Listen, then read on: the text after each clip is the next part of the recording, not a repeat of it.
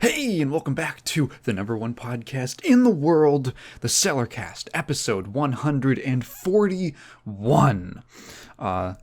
This one's coming out a little bit later, mostly because I've been seeing Kat on like Sundays and Mondays now, so I'm like recording that. Maybe the new normal day will just be Tuesdays for these episodes. I don't know, because that's when usually when we watch something, it's going to be the freshest in my mind the next day. And we did watch a couple things over the weekend to Monday, so that I'm going to be talking about. But before that, I got a bunch of other stuff that I wanted to mention. So first of all, this is kind of my little warm-up anecdote. And this happened like a week and a half ago, but I'm still thinking about it because it's real. I actually wrote it down in my notes because I wanted to mention it. Okay, this is also a cat apparently,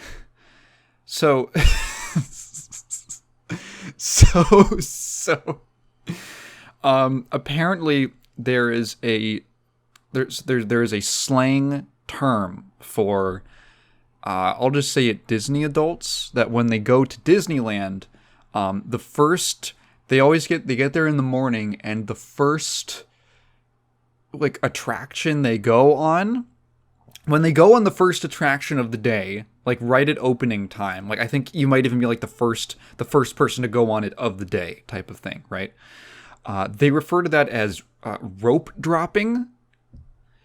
Now, dropping rope is a phrase that I'm more familiar with in the context of like on places like 4chan, for instance, where it's slang for killing yourself, hanging yourself with a noose, dropping roping or dropping rope. So on Kat's Instagram story, when she posts this lady's like Instagram Reels vlog of her going to Disneyland, and it's titled "Rope Dropping at Disneyland," my insides just seized up. And you know me, I would never watch a Disneyland vlog, right? But I clicked on it and I had to watch the whole thing because I was like, no way, dude, no. And the whole vlog is her going to different like attractions and like, maybe here, no, oh, maybe over there. And the whole time I'm watching it with this pit in my stomach, like, oh my god, no, please don't tell me that this is gonna end how I think it's gonna end, like some kind of horribly dark like live leak thing.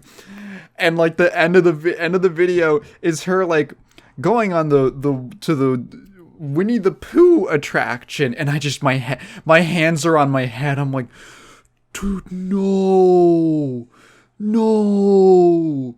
don't kill yourself on Winnie the Pooh. Please.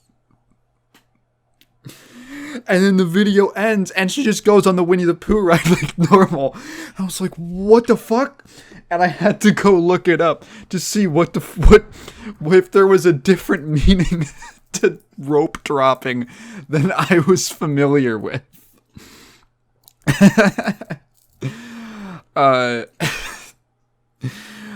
Yeah. So I just, like, I told her about that. I was like, dude, I couldn't believe that video you posted. And she was like, well, it's stupid that you would think that. I'm like, how is it stupid? I'm not into Disney stuff.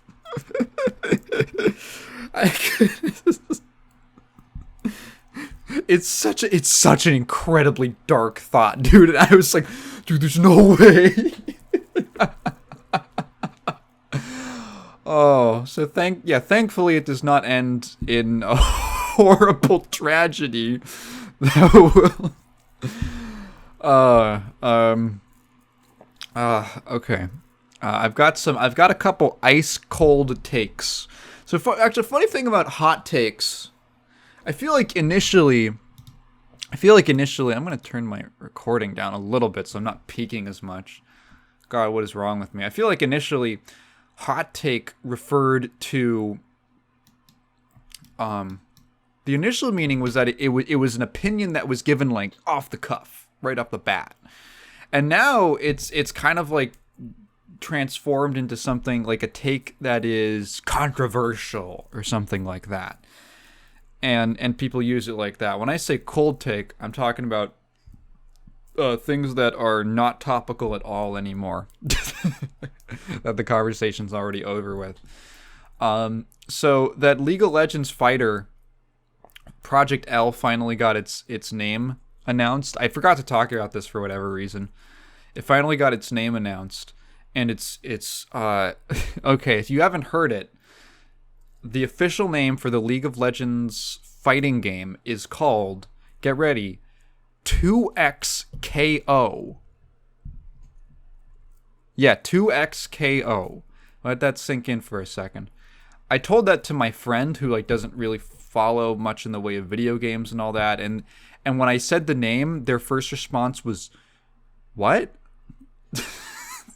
It was what? And then I said, "No, it's called 2XKO." And their response was, "Why the fuck would they do that?" It's a really good title, and you can tell it is because the first thing they had to tweet out after the announcement was it's pronounced how it's spelled.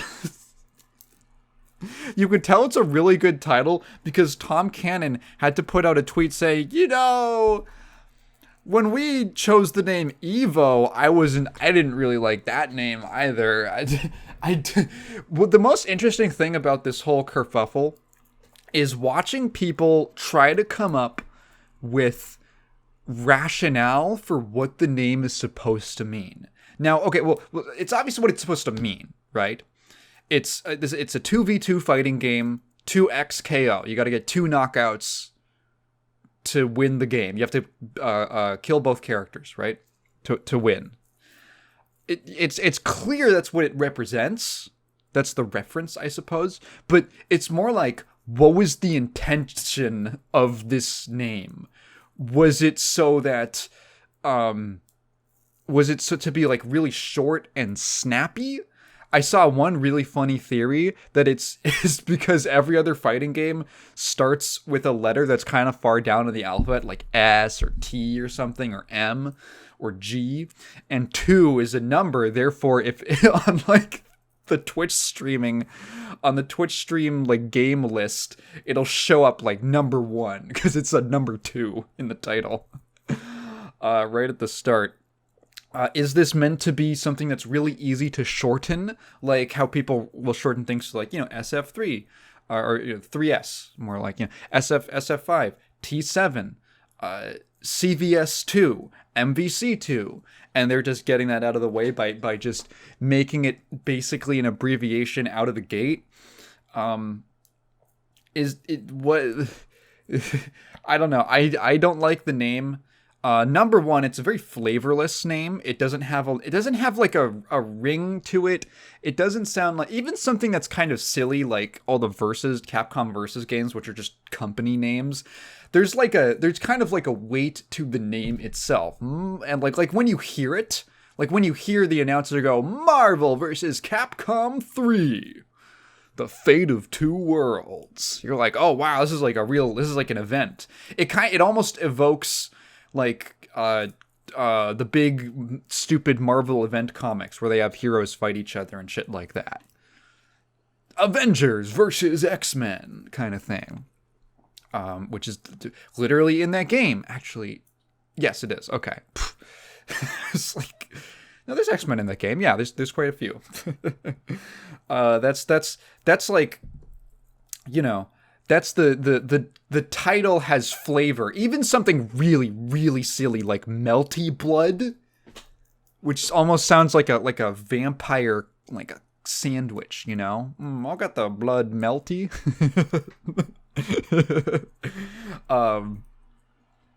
Even that, like, you hear the name Melty Blood and you see like 1 second of gameplay and you're like, yeah, that makes sense. This is a silly, like, this is like a super anime title, like super anime game, down to the fact that it has a really dumb sounding title, like Under Night in Birth. Under Night in Birth, and then in brackets CL-R, or sorry, EXE late, then in brackets CL-R. And you're like, what the fuck? And you look at the gameplay, you're like, oh yeah, this is a really anime thing, down to like the really overly complicated, nonsensical title where they just jam random symbols and letters in there. Like, it at least fits. Like, it has an aesthetic to it. 2XKO is kind of bland and kind of flavorless to me. It's almost a little too... It's almost a little, like, too literal. It's too technical. Like, oh, yeah, that could be the name of any 2v2 fighter, you know? 2XKO. The other problem is that it's very difficult. It doesn't roll off the tongue very well, at least in English, because the 2XKO name this is just like a weird little, like, mouth language thing, I guess a linguistics thing, which is that it has back-to-back vowel sounds and also really back-to-back, like, sound. I mean, there's sounds. There's probably a real official technical name for that stuff. Like a fricative or something. Linguists in the comments. Any linguists in the comments, let me know what I'm. Take all this garbage I'm about to spew and use the correct actual terms. So, like, generally with words that kind of are easier to say, I find that you can, there's like 4 different possibilities. You can have vowel, consonant, consonant, vowel, consonant, consonant, and vowel, vowel. Right? So, I don't know. I'm looking at the Monster Bass in front of me. My copy of Monster Bass for the PS1. Monster. That's literally, if you want to break it up, it's consonant, vowel, consonant, consonant. Actually, yeah, consonant, consonant, consonant, consonant. Vowel, consonant. We usually it's... So the one that sounds like really... This is a shitty way to explain this. The one that sounds the best, I find, or the ones that sound the easiest when you kind of put them together, is everything except for double vowels. If you're going to do double vowels, usually we don't even have that many words. I'm trying to think of words that have like 2 vowel sounds next to each other, where it isn't just, like an AE where it becomes an I sort of thing, where that doesn't really count. The problem with 2XKO is that you have to, it almost creates this, like, stop. It's like it's like this stopping point. You get ooh eh, and a-o. But it's like right in the middle of it. And then crunched between those, like sandwiched between that, is x and k. To u-x-k-o. And it's like a 50-car pileup in your mouth trying to say. Like, it really doesn't roll off the tongue in the same way as C, V, S, 2, which has 1 vowel into vowel, E-S, E-E, and that's it. And that creates like a rhythm. That creates like a stopping rhythm when you say it, and it kind of rolls off the tongue pretty easily. M, V, C, 2. Just constant bop, bop, bop, bop, bop. Does that make sense? Linguists in the comments back me up. Yeah, it's not a great name. It also, I don't know. It doesn't associate. Yeah, it kind of tells you what genre it's in. They should release like a 3rd-person shooter that's called like 3PS. You know what's funny is we never abbreviated 3rd-person shooters. We abbreviated 1st-person shooters to FPS, but we didn't call 3rd-person shooters 3PSs or TPSs, I guess. Here's another thing. 2XKO, it also translates really weirdly because the X, I mean, that's just a letter, right? That's just a letter. So I saw like in Spanish, they started calling it like Dos Equis, Dos Equis Cal, which like honestly does sound better. It because like Dos Equis, I mean, well, it's a beer brand first of all. Maybe that branding is a lot more successful because Dos Equis is a lot easier to say than 2X. It translates weirdly into other languages. Like it's not that smooth. Like Street Fighter is Street Fighter in every language, and so is Tekken, and so is Guilty Gear, as far as I'm aware. You know, they just pronounce it like that. In Japanese, it's Guilty Gear. But like, how do you write it in other languages? It just, there's so many weirdnesses, and like you spend way too much time thinking about the title. I saw conspiracies that the title was bad on purpose to get people to talk about it, which I think is really funny. The false flag operation. Yeah, it doesn't really suggest that it's a League of Legends or, I guess, Runeterra universe thing, which is weird because it doesn't really fall in line with their other, I guess, ventures into different genres. Like Legends of Runeterra it's Legends of Runeterra, which is the universe that League of Legends takes place in. None of them include the word League, which I think is funny because League of Legends is like they're trying to distance themselves from the brand of League of Legends, which is really amusing to me. Cause like it's the original one. Okay, here's like a really funny thing. Cause I sometimes explain this to people and they don't believe me if they haven't ever really gotten into League of Legends. They don't believe me or like, cause especially now because there's like Arcane, there's the Ruined King game, there's all of this extended universe stuff or things taking place in this universe. And I have to explain to people that League of Legends has basically no plot at all. It has no story at all. The way I explain it is, imagine if Marvel vs. Capcom came out before Marvel or Capcom ever made any of these characters. And then all those comics and all those games came out after the big crossover. League is the crossover game before it had original material. In a very literal sense. They used to have lore, right? They had lore, and you could go read in the in-game client. On all the characters, they had lore pages. And then in 2014, they were like, shit, all of our lore sucks. Like, it was really bad. There's a couple fun ideas in there, but it is like really, really nonsensical and really dumb. There's there's typos in it and shit. In those original, there's like spelling. I'm pretty sure Nidalee's original lore has like spelling errors in it. It's like unbelievable. And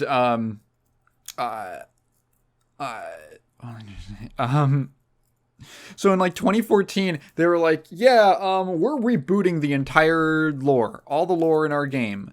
We're gonna redo it from the ground up. But like when they made the announcement, they didn't have anything ready. So the game just didn't have lore for like 2 years. There was just no context to what was going on. And they would just release characters and be like, fucking figure it out, I guess. It was so insane. It was so stupid. I love it. So they've like gradually had to build up all this external stuff before, of course, firing all of their writers in the last year. And I guess they've been trying to, like, I don't know, distance themselves from the League of Legends brand name, which I find really interesting. Could it be that, like, it's a name that's been kind of, like, tainted or poisoned or something? Because, you know, Blizzard always called their stuff, if it was related to Warcraft, they'd had Warcraft in the title, you know? Obviously the original, and then World of Warcraft, and then Hearthstone, Heroes of Warcraft, which that was the subtitle, right? Or it had something related to that.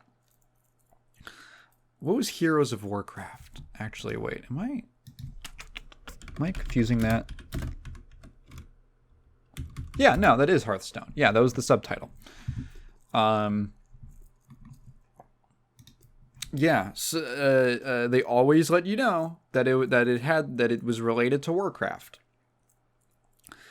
Riot seems to be very hesitant to do that, and I think it's funny that perhaps in their hesitance to associate a game with their infamous toxicity, have someone call you a slur speedrun simulator, that they have chosen a name as uninteresting as 2XKO, Tweako, Twixo. I don't know. Yeah. Second thing for ice cold takes. I think it's safe to talk about this now. Have I told this story on the podcast? I don't think so. Not on the podcast. I think I might have mentioned it on like Prox's stream or something before. So, there was a controversy with the FF7 Rebirth, whatever, where there's like a segment where you're out in the open and you gotta like do some climbing on stuff, and they kind of signpost to you what you can climb by putting yellow paint over it. And for some reason, people got really fucking mad over the yellow paint thing and like, you're treating me like a fucking idiot. And my go-to example with that is, for my thoughts on that, of like the developers quote unquote treating you like you're stupid, is in Prey 2017. So there's this guy on Twitter who posted a screenshot of him playing Prey from 2017. I hate that you have to. Let's just call it Prey. No one even remembers that first game from 2006. No one even. So he's playing Prey. And he posts a screenshot of a moment in the opening like segment of the game. So basically the scenario is you're in this little office space and you have to get to the other side of a door. And a big pop-up appears that tells you, hey, there are multiple ways to solve problems in this game. For instance, you can look around and find a key card.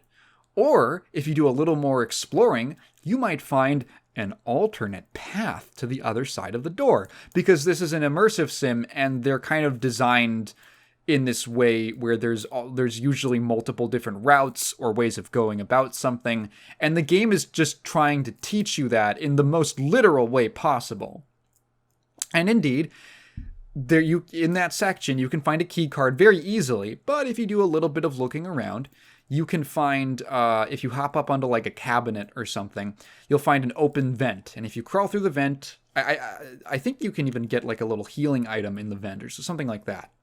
Like a tiny little reward for exploring. You can get to the other side of the door, and that accomplishes the task you've been given. Awesome. So this guy's posting it and going, this big pop-up that the game jams into your face, and you have to like click accept to you have to like continue, right? It wants to make sure that you've read it. It's the most blatant thing possible. And in some sense, the least elegant way possible. And he's like, what, do the devs think I'm stupid? This stuff's really annoying. And one of the developers of the game saw that tweet and responded to it and said, dude, you have no idea how hard it was to get people to understand this about the game. Do you know how hard it was to get people to stop playing it like it was Call of Duty?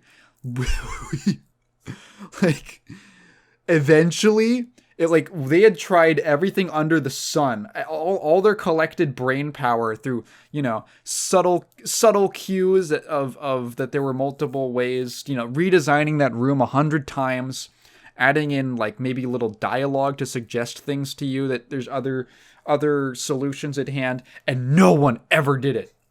Or it was at least a really, really small percentage of players who even found that. And they're like, this is like the core of this is the appeal of the game.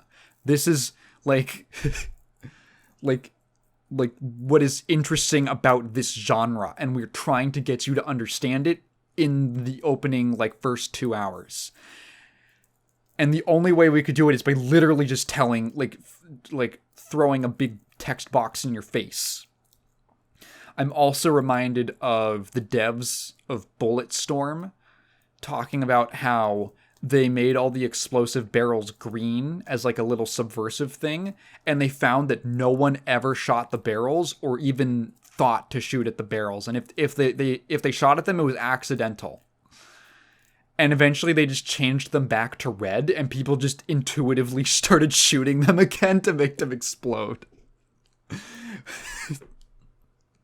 Which is a great story. So, like, yeah. You can try out okay, so there's a couple dimensions to the whole signposting debate. One of them is that as games get more and more graphically, there's a fly in my room. As games get more and more graphically dense, I'll use the word dense, because what I mean is you've got this big environment, right? And it's meant to look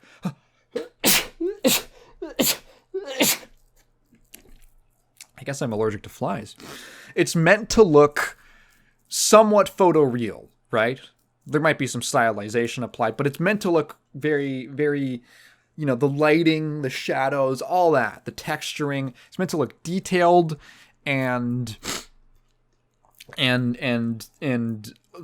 more lifelike. It gets really hard to make things stand out unless you're really, really blatant about it. So in older games, you could like just, what's an example? Like, oh god, dude, why am I blanking? There's obviously good examples of this. Well, if you have really simplified 3D graphics, like I don't know. Let's not even take an older game, for instance. Let's take like something like Dusk. In Dusk, it is never a mystery what you can and can't interact with, because like the switches and the buttons and stuff and and all that. So first of all, like the items and the stuff you can pick up, usually like have a little animation, like they spin or something, and the interactables like switches are a noticeably, usually a different color from what they're next to, and they tend not to be in particularly busy areas. Like if you see a switch, it's pretty obvious that it's like separate from anything else around it. Now imagine if you have a game where you have like a bunch of computer consoles and stuff, and there's like one button that you can actually press in that whole console. How do you let the player know that that's what they're supposed to be able to press? You have to make it really, really blatant. There are obviously games that fail at this. I'm recalling the fucking Brad Stallion games, which just make it a complete mystery as to what you're supposed to even be able to interact with. Because the visuals basically all the visuals in those games have almost nothing to do with what you can actually interact with via like the text parser. Go watch that old video of mine. It's probably still pretty funny. Was it Soft Locks, Hard Cocks? That I made on those horrible point and click porn comedy adventure games. Not even point and click, they're like text adventures, until the last one, which is the third one is a point and click and a text adventure hybrid, and it's really bad. And the fourth and last one is an actual point and click, and it's weirdly kind of good. What the hell was I talking about? Anyway, yeah. Signposting is like a whole part of game design that it's like this constant conundrum for designers, because you're kind of working against almost human intuition or human psychology. You have to really work around it, and it's one of the reasons why having a game actually be tested is really important. Because okay, so like for instance, I brought this up to my friend Prox on his stream the other night, and he was talking about how he makes he's into like source engine mapping and stuff like that, and he makes maps. He's been working on this map for a game called Dystopia, which is this old like indie source multiplayer shooter that he's actually like one of the best in the world at. Like he's a top 10 player. And he was making this, he's been working on this map for forever.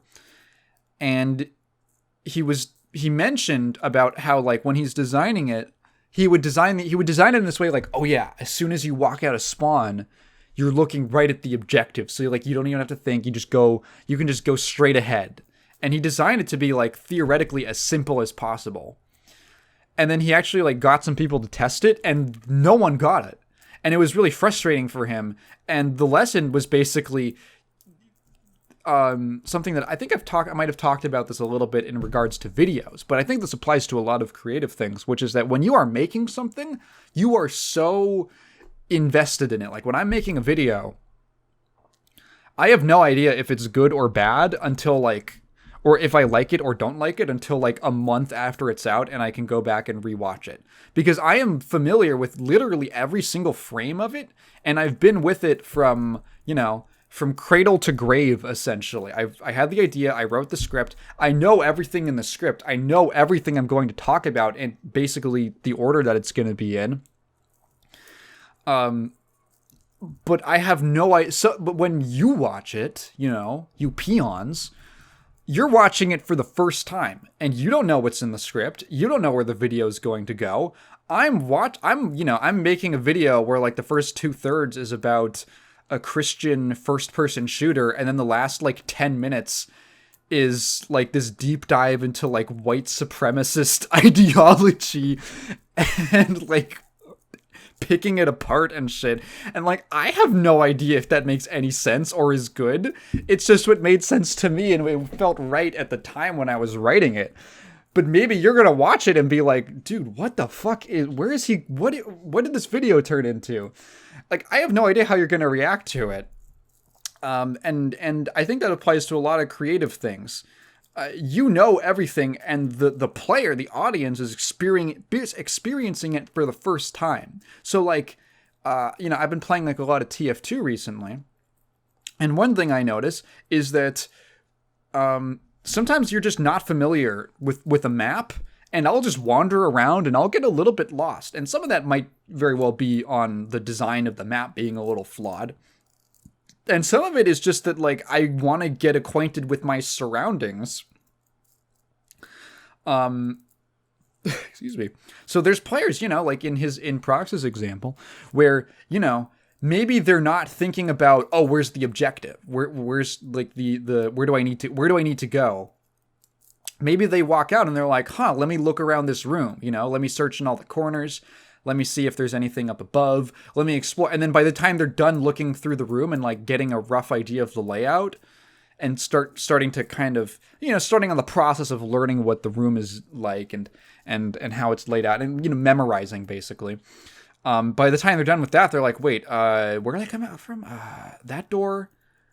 Okay, yeah, where do I go? There's like 2 different doors, and maybe this one? And it just happens to not be the one that he meant, And that process can literally take a couple seconds, People aren't spending an hour looking through one room, but so you can just look around, hop around, check out the environment, and then, maybe I'll go through this door, all right? And you're not thinking necessarily in the way that the designer is thinking. The player does not always think in the way the designer thinks, and the designer has to design around the audience.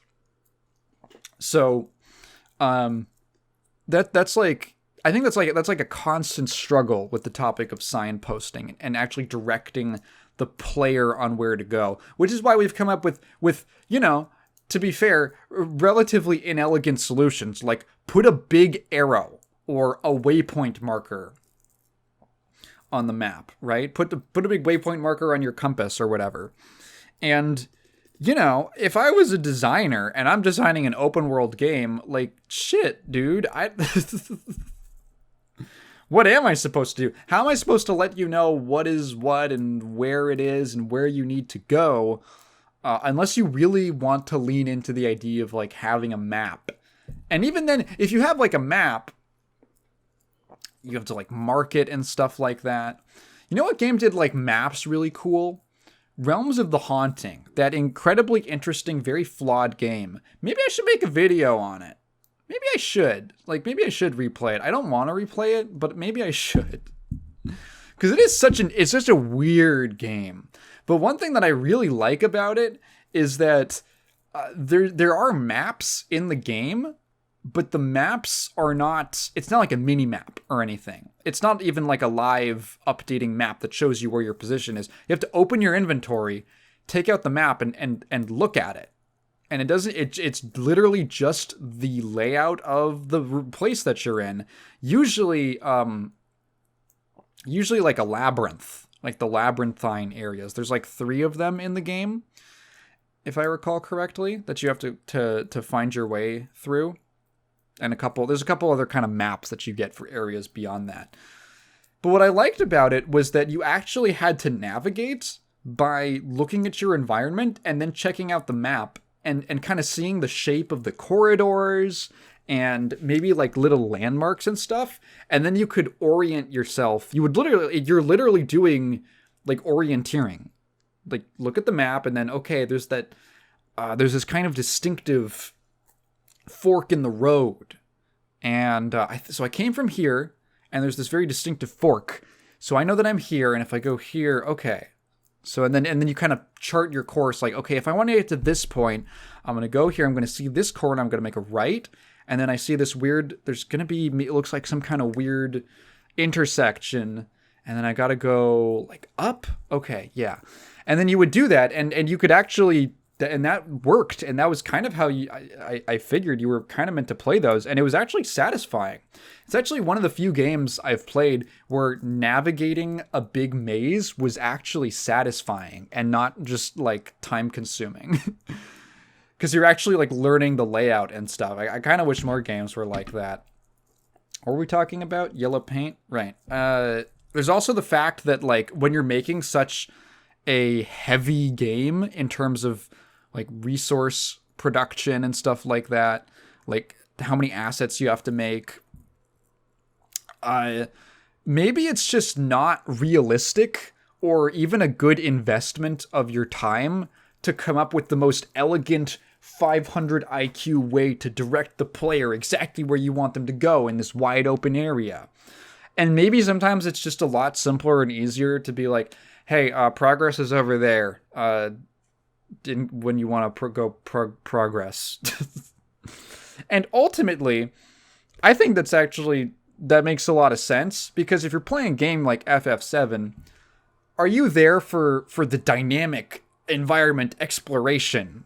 I mean, you're probably there to like, it's cool to like poke around the environments and look around and admire it a little bit. But really, you're there for the story, the characters, the presentation, the combat. Like, those are the parts that are important. And I would much rather a development team focus on that stuff as opposed to spending 2 weeks trying to figure out what the most subtle way to direct the player to climb up these rocks is.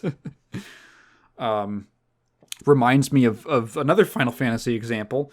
There's a rather infamous one from vanilla FF14, the one that had to get nuked and then recreated from scratch, which was that, like, there was some, like, keynote, and the guy, it wasn't, I forgot who gave the presentation, but he brought up this example of how in vanilla 14, he pulls up this model of a flower pot, and he's like, yeah, so this is just like a tiny little flower pot that's on a table in a corner in one room of the game. It has as many polygons as a player model. Someone spent way too much goddamn time modeling a flower pot. So when we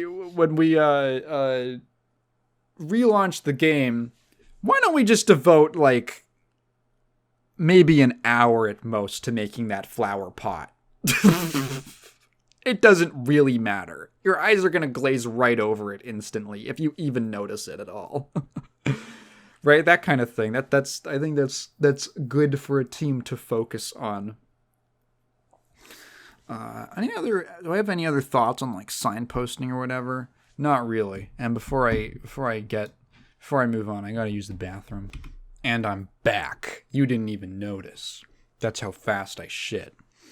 What happened? So the teaser for Akuma came out, and I thought this was it. This got me thinking about some stuff. Number one, okay, yeah. First of all, Akuma looks really good. I really dig his design in 6, his new design. Okay. It makes me realize what they were going for with his look in 5. When they gave him the big, silly lion mane, they made him look like a flower. Okay, the problem with the design in 5 is it's like too round, you know? Like, it really looks like he's got a flower, like, petals around him in a way that I don't know if that was, like, really intentional, and that might just be a weird modeling thing. I don't know. It wasn't executed that well in 5, and he just kind of ends up looking silly. In 6, he looks awesome. And I think for a couple reasons. He's like, you could turn his hair red like the original, and I think it would work just as well. I like that they've really focused down on this black and white color scheme for him with a little bit of the red thrown in there. Like, it really makes the redness in his eyes pop out, like when they glow and all that. And his skin is still that kind of dark sort of tan, so he retains that little bit of warmth to his color scheme. Like this fire. It's like ash and fire. That's like his color scheme. Ash and embers.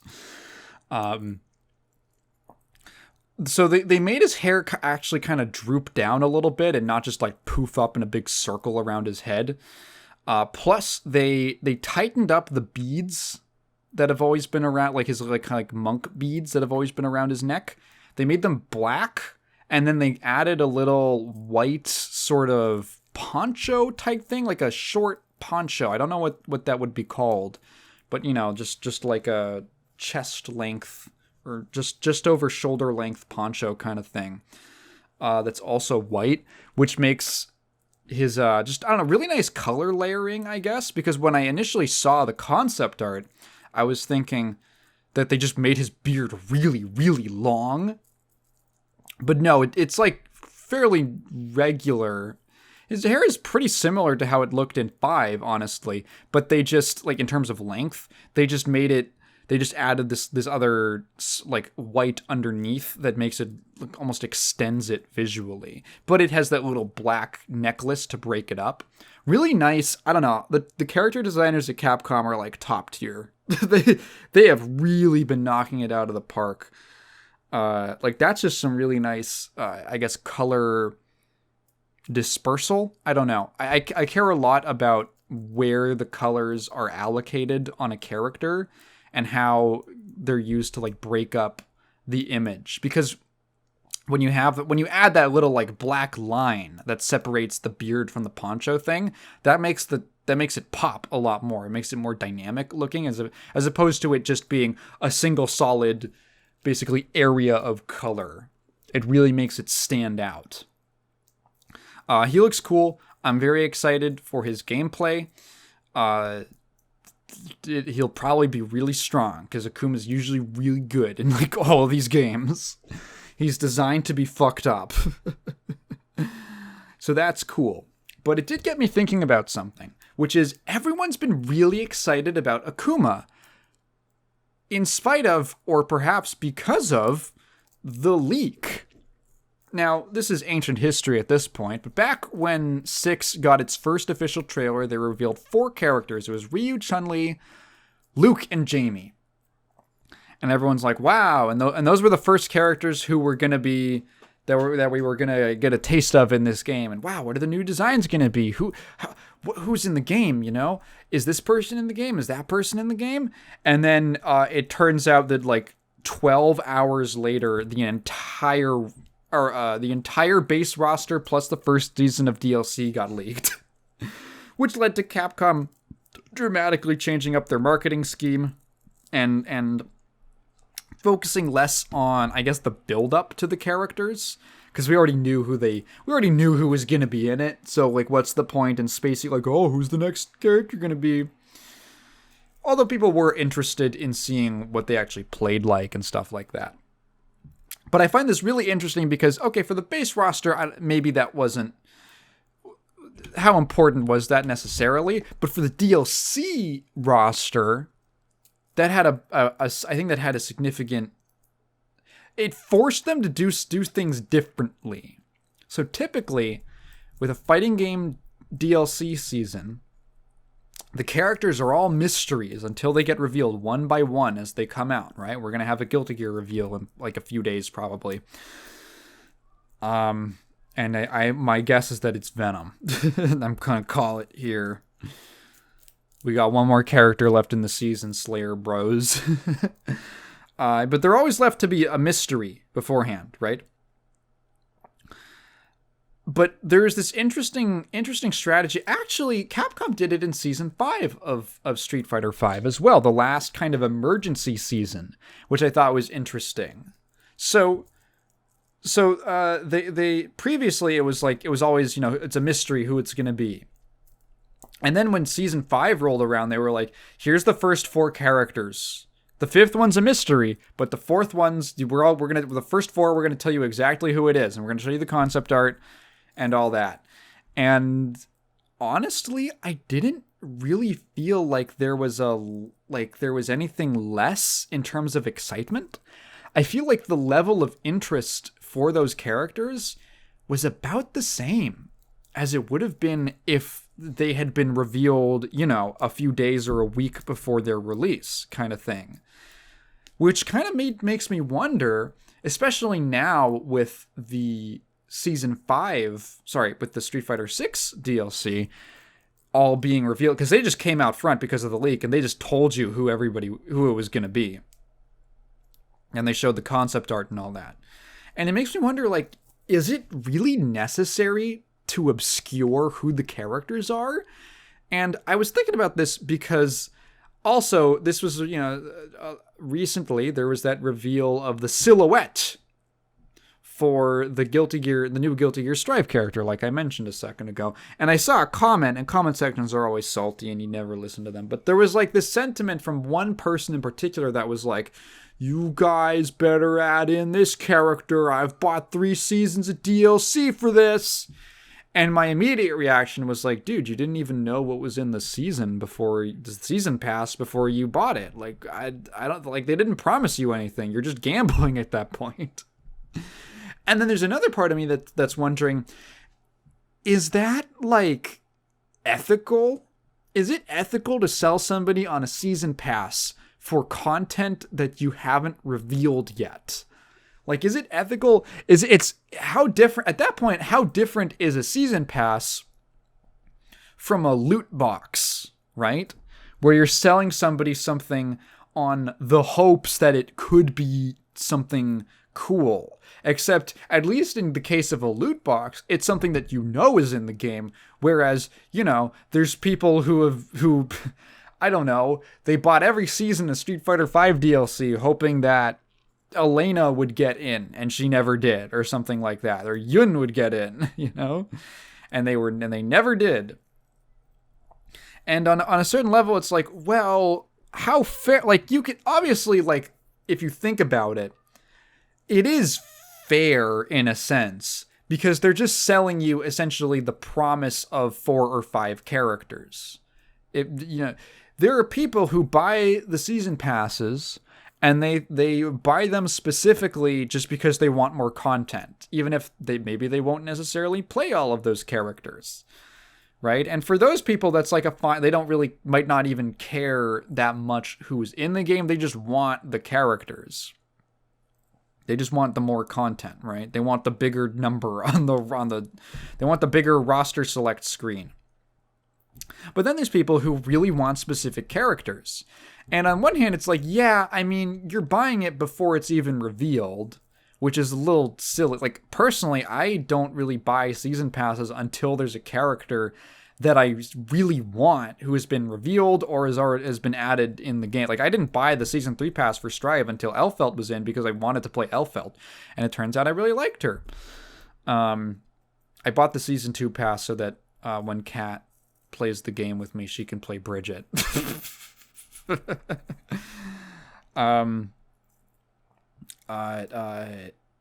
Yeah, and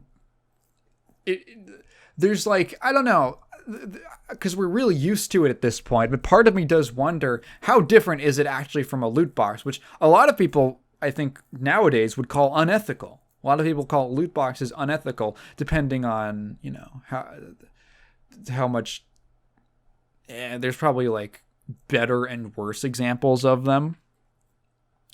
But I mean, you're paying for something that is a mystery that you're hoping will be good.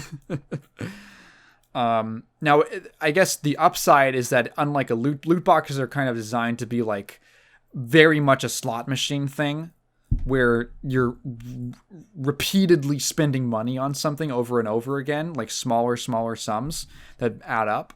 Whereas a season pass is like one purchase and then it's over. And you know that, and they'll come out with the next one the next year or something like that. So in terms of, you know, no one's life is getting destroyed because they keep spending money on season passes unless they just play that many games. But I don't know. It's a question I was wondering, and it made me think: would I prefer it if games, if for instance, and this is like a very fighting game thing, right? I'm sure there's other games that have season passes and stuff like that, and they all handle it differently. But for fighting games, the MO has typically been that they're all mysteries. But would I prefer it? How different would it even be if they just revealed who all the characters were?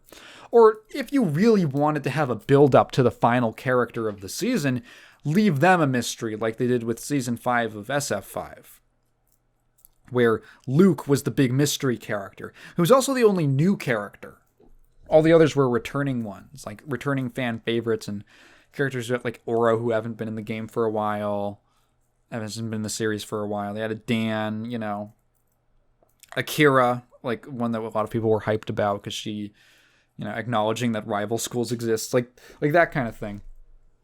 And I wonder, like, okay, if you took how much more, how would the excitement level be different if you just showed a piece of concept art, like an in-game, not an in-game render, but like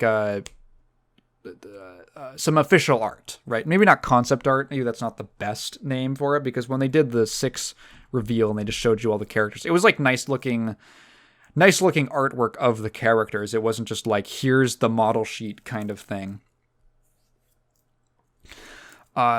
And honestly, I don't really think it would be that different. I think that people would be interested. I feel like the level of interest would be the same whether or not you knew the name and the look beforehand. Because, I mean, I remember, you know, when people were... The only difference I've found is just that there's more speculation leading up to the actual gameplay reveal. Like when the leak happened for 6, people were speculating like, oh, is Manon gonna be like, is she gonna be like a new like Abel? Because people were saying that, oh, she looks like Abel. Well, I already was like, Marisa looks interesting because she looked like a big brawler character, and then she was exactly that. And then I like playing Marisa, you know. Oh, DJ's got a great design in this game. Wow, that's so cool. And it kind of... Ooh, that's a spoiler. That's a spoiler, actually. That video's not out yet. Hang on. That thing's not... I haven't put that out yet. I wish I could talk about that. But I don't want to. It kind of... Let's see. What does it remind me of? I guess the way that... I guess the way that that PR campaigns used to be done. Like, say a game gets revealed in a magazine or something like that. And, if it's, let's just keep with the fighting game example. They're like, here's the 4 new characters and here's their moves and here's what they're like. And you'd read that and you'd go like, holy shit, that's so cool looking. This character looks cool. Or this one doesn't look that cool, but this one looks cool to me. And now the PR thing, like it was this big blast of information all at once. Or there would be like a couple big drops of info, right? And nowadays it's been it's almost like a product of the way that information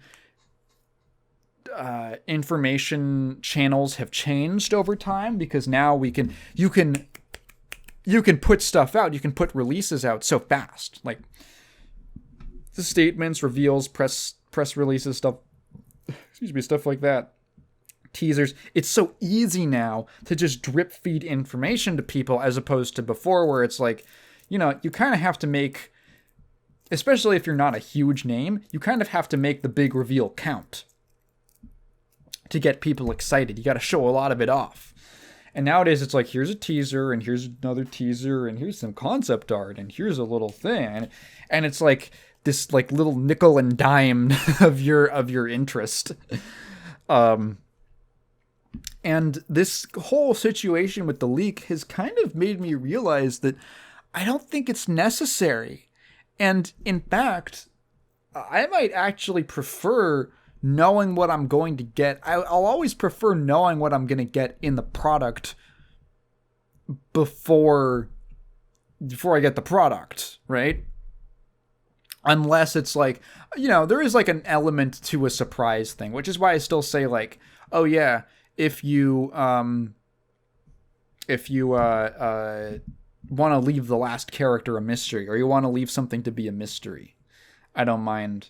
I don't necessarily mind that, because I at least know most of what I'm getting, right? I know like 3 of the 4 characters, and that's fine with me.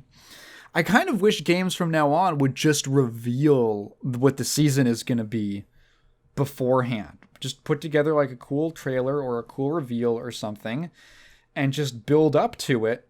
Maybe with like a little teaser at the end. And now I'm going to get hyped for what this next season is going to entail.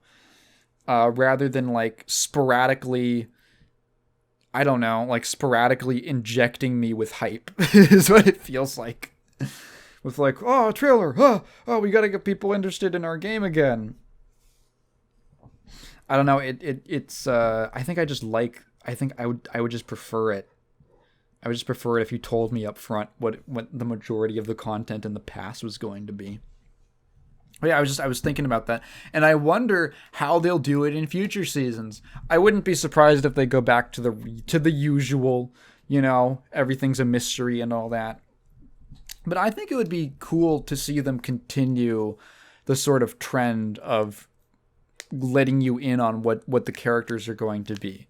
Because really, people, it creates like a consistent conversation. Like everyone's been waiting. Every time a DLC gets revealed for 6, people are just talking about like, oh, but like, what's Akuma gonna play like? And like the conversation never really stops, right? I don't know. I think that's. Let me know what you guys think. I think it's. I don't know. It just kind of randomly occurred to me.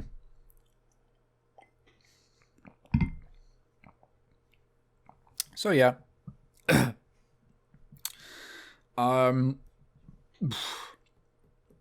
So we watched all of the Kung Fu Panda movies because the new one came out and Kat wanted to go see it in the theater, get the true Kino experience. So Kung Fu Panda, the original Kung Fu Panda, I actually saw in theaters when it came out when I was a kid. Remember my dad took us to see it? My uncle saw it with us, which means that it was probably around like Thanksgiving. It's probably like November or something that when it came out. Anyway, that I always remembered liking the movie, and it was actually like my dad is usually not really one for like enjoying, I guess, a kids movie or a family / kids kind of movie. But I remember I remember him enjoying it because he's a fan of like old martial arts movies and stuff like that.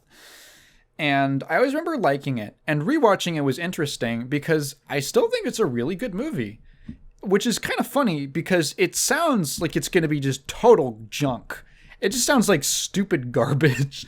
Like, there's a new movie coming out. It's called Kung Fu Panda, and it's about a panda who does kung fu, and he's voiced by Jack Black, and it has this all this celebrity stunt casting, and you look at it and you go, oh god, okay, whatever.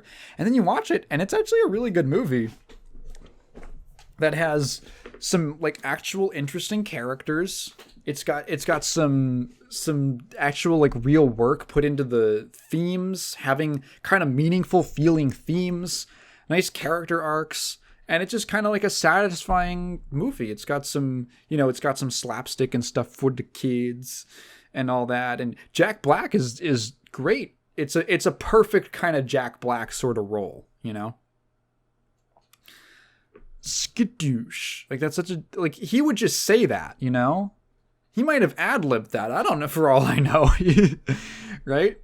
But if you've never seen Kung Fu Panda, it's, has anyone not seen that movie? You should. I don't know, once in a while, especially if you have kids. Kung Fu Panda is about a panda named Po, who is the very obviously adopted son of a duck who they work at a noodle shop.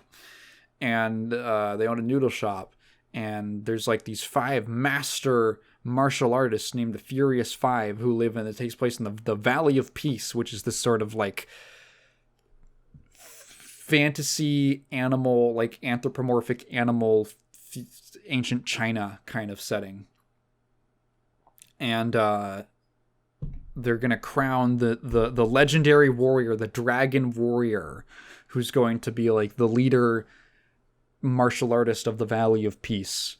And then Po is like a huge nerd for martial arts and kung fu, so he ends up accidentally, he's trying to get to the big tournament where the Dragon Warrior is going to be crowned, and then he, through a series of slapstick mishaps, ends up riding like a firework up into the sky and dropping down right at the right when it's about to be named, right in the center of the stage.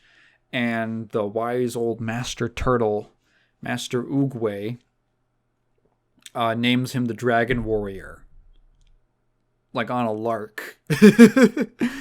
And the Red Panda, Master Shifu, who's kind of like Oogway's student, is like, "What the fuck are you doing?" And Oogway's like, "Maybe it would be funny. Ooh, maybe it would be a very funny prank to make Big Panda the Dragon Warrior." And so the story is basically Po having to take on this new kind of, this unexpected responsibility and journey of becoming the Dragon Warrior. Shifu doesn't believe in him, but Oogway has all this old-timey kind of wisdom and stuff. The Furious Five are there. They don't do a lot. They don't do a lot in... they only really do stuff in the second movie. But they're, like, serviceable. There's a nice dynamic between Po and Tigress, who is kind of like the golden... She's kind of like the golden child, almost like Wonderkind of the Furious Five, where it's very clear that she was sort of being built up by Shifu to become the Dragon Warrior, and she's like kind of the prodigious student. Weird that those names are very similar, but they mean totally different things. Not prodigal student. That would be Tai Lung. Oh yeah, and then Tai Lung. There's a nice kind of like interesting 3-way comparison between Po, Tigress, and Tai Lung. Because Tai Lung was Shifu's adopted son, who was kind of, he had this lust for power, and Oogway saw that in him, and so he told Shifu that to not make him the Dragon Warrior, that he wasn't going to be the Dragon Warrior. And Tai Lung becomes vengeful and rage-filled and he goes on this rampage and has to be put down essentially by Oogway and imprisoned in this giant multi-storied underground prison. And so naturally he escapes and he comes back. So there's this kind of like, you sort of see, like, it's funny because Shifu was wrong twice about who the Dragon Warrior should be. He was wrong about Tai Lung, and he's wrong 3 times. He's wrong about Tai Lung, he's wrong about Tigress, and he's wrong about Po because he doesn't believe in him. And Po is kind of going through this struggle of, like, not really understanding why he's even there, or if this is right for him. And then ultimately, what I really liked about the movie was that it has these really solid, I don't know, it's got this really nice little character theme where The Dragon Warrior can read this, like, they're the only one who's permitted to read this ancient scroll of wisdom, the secret of being the Dragon Warrior. And finally, as Tai Lung is approaching, Poe opens up the scroll, and it's this like golden, on this golden cloth or parchment, and he opens it up, and they're like, oh my god, what is? And he's looking at it, and there's like this moment of anticipation, and he's like, it says nothing. There's nothing on it. It's blank. And Shifu's like, what? And then he like grabs it. He's not supposed to read it, but he grabs it and he's like, what the fuck? There was nothing on it? And then Poe takes it back and he's looking at it, and there's a great shot where he's looking at the scroll, and it's so shiny that it's like reflective, and he can see his reflection. And it's like this perfect visual metaphor for what is the secret to being the Dragon Warrior. It's just you. It's just you. And then he goes, there's kind of this like, Shifu's gonna stay behind and hold off Tai Lung while everyone escapes. And as they're fleeing, Poe is feeling really down in the dumps because he doesn't get the lesson yet. He doesn't understand. And then his dad he stops him. He tells him about what the secret ingredient to their noodles like soup is, and he says, "Oh, it's just nothing. It's people just believe it's basically a placebo. They just believe that it there's something special about it, and when I make it, and that makes it taste better to them." And there's kind of this great like little dovetailing of the two different parts of Poe's world, because he doesn't want to work in noodles. He wants to be a kung fu practitioner of some kind. And this thing that he rejected, like his origin of being like a noodle shop worker, ends up being like, wait, it gives him the revelation to understand what the message was, which was, wait, the ingredient is just, it's nothing. It's just believing. There's nothing special. There didn't have to be anything special about me that made me the Dragon Warrior. I just have to believe that I can be. Which is like a contrast to Tai Lung, who feels entitled to it. He believes that he alone should be it. He holds it in this like really high regard. Whereas at some point, Poe almost sees it as like a burden. And then that gives Poe the ability and the confidence to go back and face Tai Lung. And speaking about that character, Tai Lung is a really solid villain. He's not in the movie for very long, but he has this very serious presence when he is. He like that whole. I love the scene of him escaping the prison, and it really like in that one sequence tells you all you have to know about how strong and how dangerous he is. Like all these little moves and stuff that he does to outsmart everybody and surprise them, and he just keeps going, you know. And it's like a really cool sequence.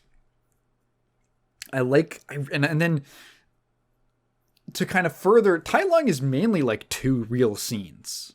He's got the prison escape scene, and then he has the bit when he confronts Shifu again.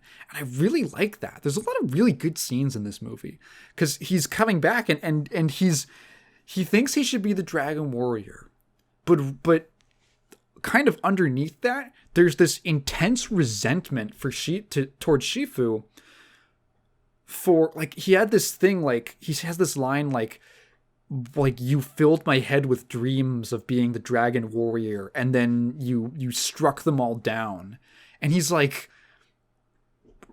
it's like, oh shit, okay, like it's like the one line. It all you even need. I think it goes a little further than that, right? They have this whole conflict and stuff, but all just from that line, it's so great because it's like I totally get. And knowing the backstory, because you get the backstory much earlier, you totally get what his motivation is. And he's obviously wrong and he's a villain, but he makes sense. I don't know. He has like an internal logic and feelings that are understandable to the audience. Am I just explaining basic like good writing stuff, I guess. But I don't know, like he just is. I think it's impressive here because there is not that much time devoted to, you don't get like 10 scenes explaining Tai Lung's character and all these little intricacies of him. You get his backstory, you get the prison escape scene to show that he's like a real deal.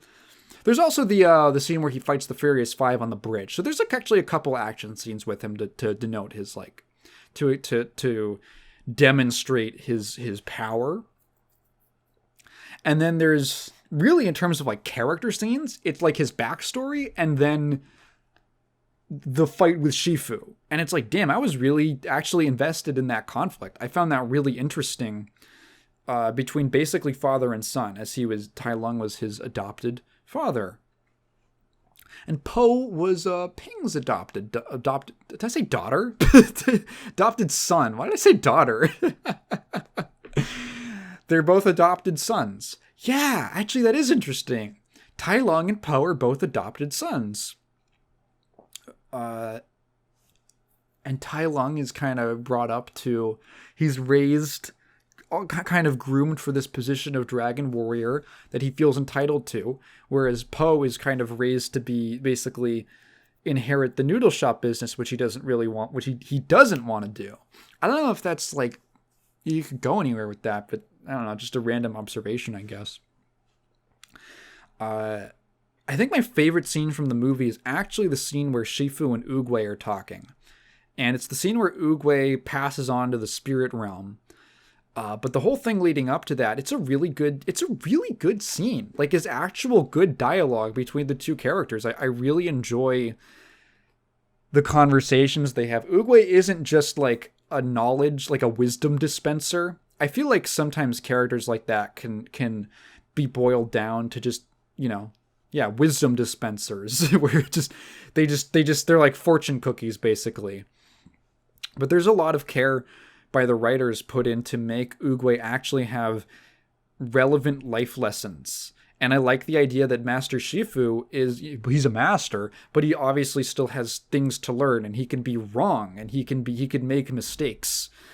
And Oogway always knows, like he always knows. He's a great kind of like that like super mentor character where he always knows what the right thing is, but he's not going to tell you flat out. He's going to let you get there on your own and kind of go through the struggle, because when you do, you can like he probably knows all this shit. He probably knows that like the secret on the scroll and all that. And he knows what the theme of the movie is and the message is. But he's not going to tell you, because the only way it's going to get drilled into you is if you go through it yourself, if you discover it on your own. And I love and so he uses these metaphors and stuff. I love the metaphor where they're talking about, they actually have an argument. There's an actual debate where they're talking about things that you can and can't control.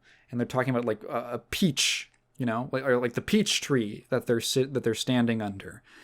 And Oogway is saying that you can't control how fast the tree grows, and you can't. And Shifu is like, no, but I can control. He like punches the tree and all the peaches fall down, and then he says, I can control when the fruit falls. And then he grabs the peach and he slices it in half, and then he grabs the seed and he plants it. And he can say, and I can control where the seed is planted. And Oogway says like, yeah, but you can't. It's always going to be a peach tree. And like, there's always, it's like such a great, I don't know, such a great metaphor for, they're basically talking about like, what can you control and what can't you? And Shifu is saying like, he's trying to grab onto the things that he feels like he can control. He wants to have some kind of control to ensure things, which is understandable given that, his like adopted son, who he like loved with all of his heart, betrayed him and like attacked him. So like, yeah, he probably does kind of, it would probably create a person, that experience would probably turn him into someone who is maybe not like a control freak, but wants to steward things in a positive way. He wants the safe option. He wants it to give it to Tigress, who he knows he can trust, essentially. He's scared, right? Like, he's scared that something's going to happen like that again. And Oogway's basically saying like, No, you have to let things just kind of happen. You have to let there's just unavoidable things that you can't control. There's a nature to things that you can't control. And if you try to control, it's a waste of your time and energy. You kind of have to go with the flow a little bit. And then I love the scene after that. After Oogway dies, he basically he ascends essentially to the spirit realm and turns into like like petals, like flower petals. Just beautiful visual. And then there's that scene of Po and Shifu almost immediately afterwards, I think, and they're having that argument. And Poe's like, how are you going to turn me into the Dragon Warrior? And he doesn't believe him. And Shifu's like, I don't know.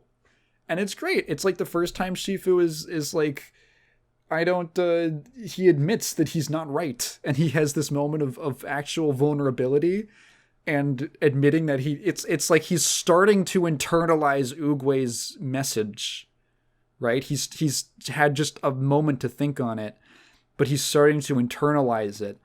And he's actually acknowledging that he can't absolutely control the process of making Po into this idea, right? The Dragon Warrior. And ultimately, it turns out that no, Shifu couldn't. It was inside of Po the whole time. It was just who he was. And it's really nice. It's an actual, like, it's on the it's such a dumb movie going into it, but it actually has these really solid themes and really good character work. That makes it really memorable, and it's something that I think like it's one of those great scenarios where as a kid I could enjoy it because the comedy and the Jack Black, and it's at least like all that thematic stuff is it's at least presented in a way that a kid can understand. But as an adult, I can kind of look at it again from like a writing and a storytelling perspective, and I can appreciate it a lot more. And it was a real treat to rewatch, actually. I really enjoyed it. That is still a really good movie. The second movie, okay, so I only ever saw the first one. Funny story, actually. I saw the first one, and then they made like a short, like a 20-minute short called, I think, Tales of the Furious Five or something, which is like a spin-off based on it was a little spin-off to just do, Kung Fu Panda Gaiden. A couple little stories about the Furious Five characters because they aren't very fleshed out in the original.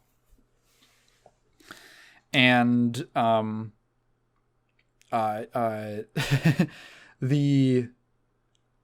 went to this summer camp. So it's like a 20-minute short, right? I went to this summer camp one time, and they had a day where they had like blocked out this period of time to showing us this, but I think that they thought that it was like an actual movie. They assumed it was some kind of like direct-to-DVD sequel type thing, and it ended after 20 minutes, and I remember like the credits started rolling, and I remember the counselors going like, what the fuck? What do you mean it's over? What the fuck? What do we do with them for the rest of the hour? So that's like the only other thing I'd seen. I'd never seen any of the sequels. But I'd heard that they were really good. I know people love Kung Fu Panda too. So I'm watching it for the first time, and these are my reactions. Maybe I would have I don't know. Something weird about it. Something weird about KFP2. Okay, here's me flashing my card. Every time I read KFP for the Kung Fu Panda, I always read it as Kiara Fried Phoenix. I always read it as like a HoloLive reference. So it's really hard for me to refer to them by the acronym. What am I talking about? Right. I probably don't, I don't think I share the same reaction that everyone else has to the second movie.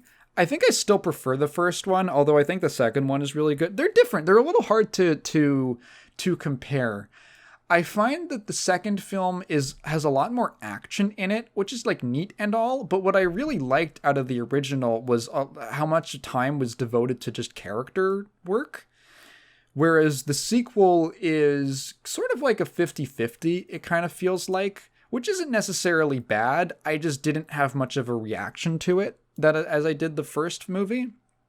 And I'm not sure what it was exactly.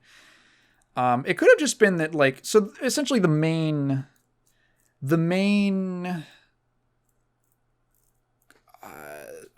all the sequels are 2 and 3 have a surprising amount going on plot wise. The basic like premise is that there's this crane guy who is really cool looking, who's come back and he's taken over this big city, and he has introduced, I thought this was kind of interesting, he's introduced basically the cannon. He's brought the gun into the world. It's like Lady Oboshi from Mononoke. He's brought the gun, but it's a fireworks cannon, which is funny because that's, that was originally the use of fireworks, was that they were weaponry. They were like the original missiles. So it's like a cool visual and all that. The visuals in general of this movie are really cool.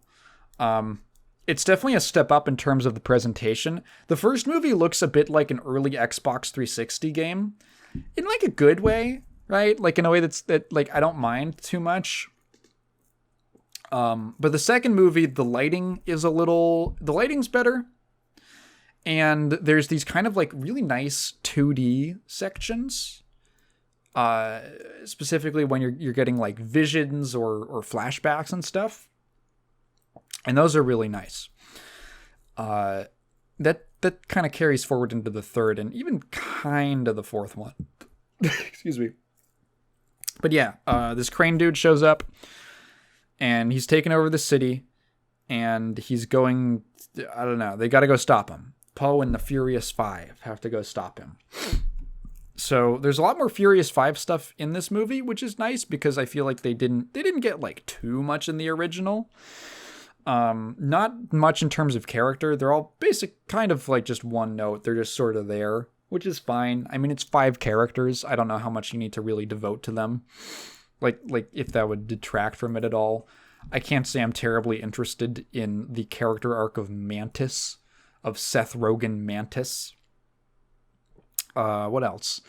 Yeah, so they got to go stop him, and then that kind of coincides with Poe finding out that he's adopted, which is a pretty funny scene, to be fair. Like it's there was like kind of a reference to it in the original where Poe says something like, sometimes I feel like I'm not even your son or something.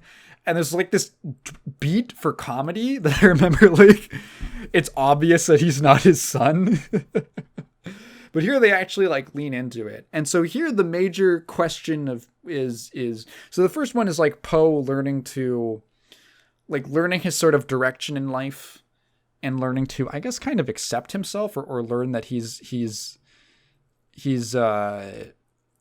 I don't know if accepting is exactly the right word, but that he has the potential inside it. He has to believe in himself, essentially. That's the moral, is he has to believe in himself that he can be great. The second one is like where do I come from? That's the kind of main question, that because he's the last panda. He's the only panda there, or he's the last panda they know of. He's the only panda in the Valley of Peace, and no one else, really knows what happened to them. And he has these visions and these flashbacks that that there's some kind of connection between the villain and his origins.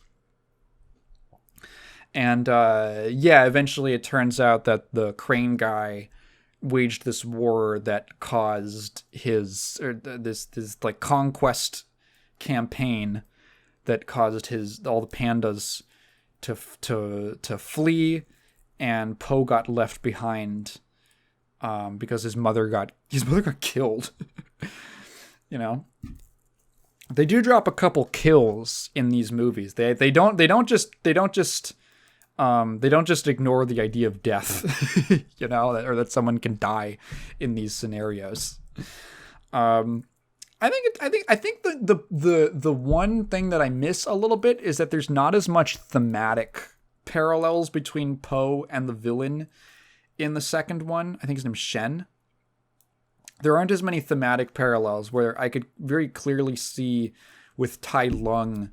There's the literal relation of, the fight over who gets to be the Dragon Warrior, but there's also the thematic conflict of feeling entitled to it versus kind of embracing Oogway's what Oogway meant the whole time, which was going with the flow and the kind of nothingness. And with the second movie, it's like, what even happens? I'm kind of struggling to remember that many details in it. I don't know. What happens at the end? It's a much more, I guess, plot-heavy movie, if that makes sense. Like, it's a lot more things happening as opposed to, like, themes being developed. And I'm kind of struggling to remember, like, what the climax is. How tired was I when I watched this? I don't remember. I've been, like, really weirdly in, like, hibernation mode the last 2 days. That's also another reason why I'm recording this a little late, because I slept for, like, 12 hours total in the last 2 days. Like, no, more than 12 hours. I slept a lot. I got, like, 8 hours of sleep, and then I woke up today and I slept for another, like, 5 hours. I feel good now, though, so I think that's a good sign. What happens at the end of Kung Fu Panda 2? He goes and he fights the crane guy, and there's like a scene where he's grabbing the cannonballs. I remember trying to remember this live on camera or on the mic. He grabs the cannonballs because I think, what was it? Is it like he learns to, what the fuck happens? I genuinely don't really remember what happens in the second movie.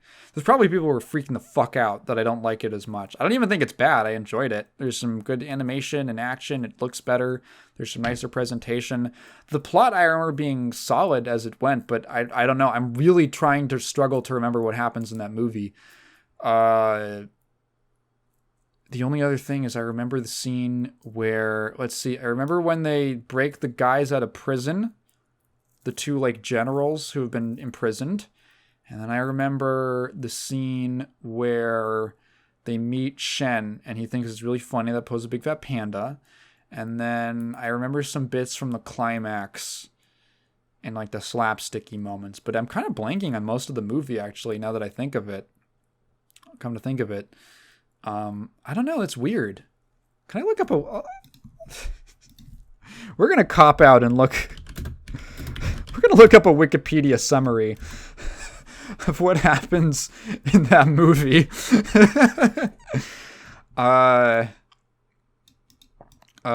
Inner Peace. That's the thing, right.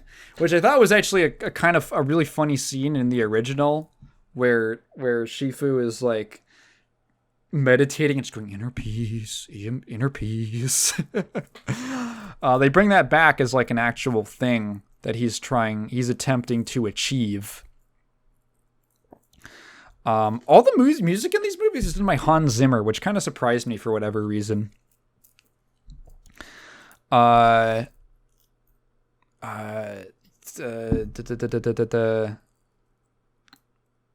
has to embrace his past, that he is the panda genocide. That's a crazy word to throw into the Wikipedia summary for Kung Fu Panda 2.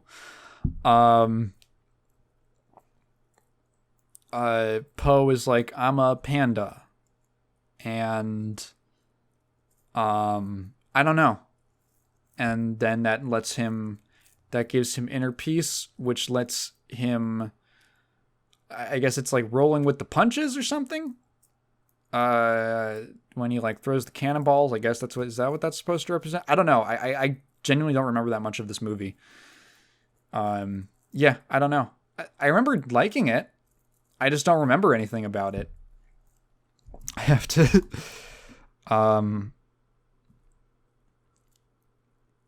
yeah, that's it. I think it's fine. I don't like it as much as the first one.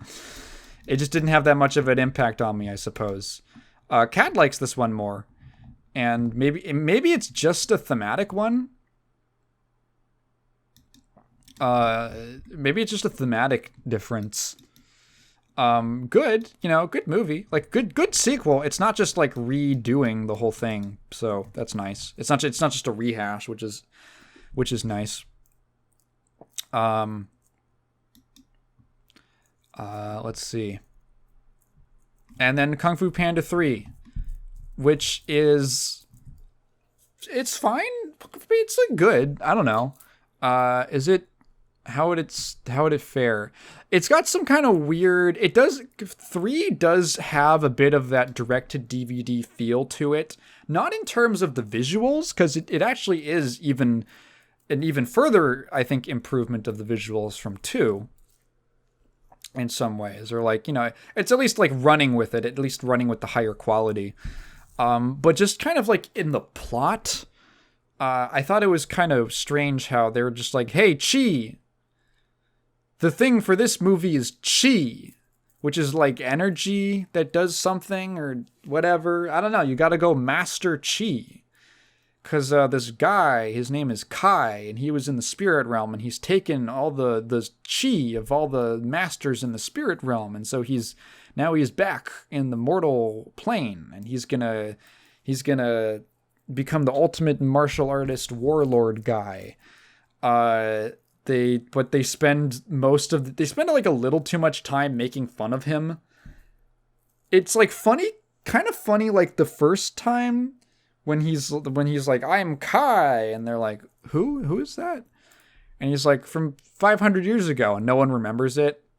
Like, it's kind of a funny joke, but it also does sort of undermine his presence in the movie. It's not like terrible, because they do give him enough time to kind of like, okay, they gave him some dubs and some victories over some characters and stuff. He's gonna assimilate them all into his power set, and then he can summon the different masters as like these weird jade statues that fight. That was kind of a cool visual. And this coincides with Po, his real father, returning and being like, hey, the Panda Village, we have a village. And it turns out that in the past, the pandas were masters of chi, and they taught it to Master Oogway. And I was pretty certain as soon as you see the look on, what's his dad's name, Lee, on his face, that he's like, oh, I can use this to get him to come back home with me. And so that's it. That's the setup for the lie. The deception. Kung Fu Panda deception. He basically says like, hey, if you come to the village, you can learn how to master chi and you'll be safe and all that. Well, really it's that he just wants him to be safe, and he doesn't want this like 500-year-old martial arts warlord master with the powers of every guy on Earth to come kill his son.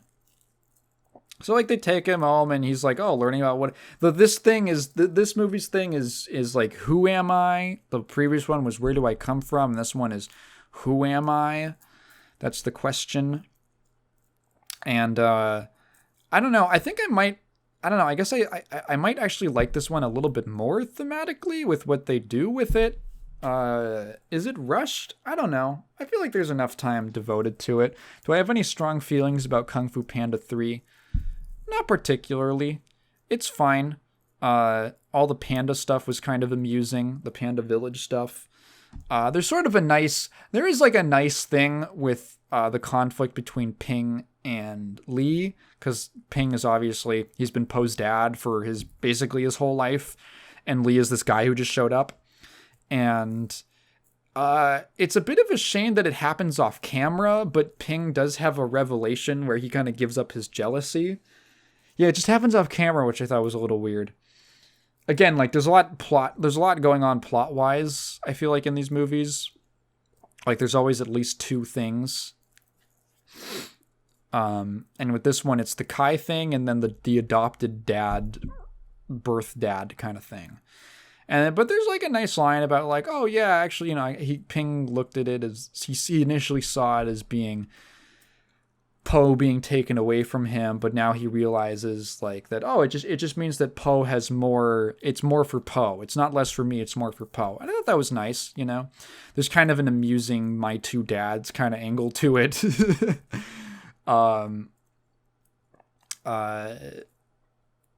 But no, I don't know. I guess I liked that because you don't often. It's kind of a rare conflict to see between an adopted father and like who's known the kid their entire life, and then the biological father who comes in and wants to have that relationship, but it's kind of weird, I guess you sort of see that almost with like certain stepdad or step-parent sort of relationships, but I don't know. I liked that it was at least approaching that conflict. It's kind of interesting. Again, I wish that something had happened on camera for Ping to realize that, but yeah, it's fine. It's whatever. It's a decent movie. And then we watched 4. We went to go see 4 in theaters, and 4 was it's fine. I don't know. It's like I feel like probably about as good as the third one. It is a very unnecessary movie because at the end of the third one, Poe is like, it really feels like he's at the end of a big character arc, because he says like the answer to the who am I question is, I'm just me. I don't have to be one particular thing. I don't have to, which maybe that's why I remember, I might actually, oh my God, this is going to make someone so fucking mad. I don't care. I think I might actually like the third one a little bit more than the second one thematically. Because I like the idea that Poe, the answer is like, the conflict, they have all these things set up with like, I'm Poe, and I'm the Dragon Warrior, and I'm the son of this noodle shop owner, but I'm the son of a panda, and am I a panda, or am I from here, or am I from there? And I think the fact that that they go outside of the Valley of Peace, which I mean they do in the second movie, but here it's much more of like, oh, I'm like coming home to my origins basically, and it's all new to me, and he's trying to figure out how to integrate that into his, like, how he thinks of himself, and ultimately it's just, I'm just one person, I am just Poe, and I'm the Dragon Warrior, and I don't know, I think I just liked that. I just like that kind of a theme. I guess I just enjoy this one thematically more than the second one. And then the fourth one is kind of weird. It feels very unnecessary. They have to add in it feels like Poe's whole arc is kind of wrapped up nicely at the end of 3. And then in the fourth one, they have to go, actually, Poe, you can't be the Dragon Warrior anymore because of this thing that we just made up where you have to become the spiritual leader of the Valley of Peace for some reason.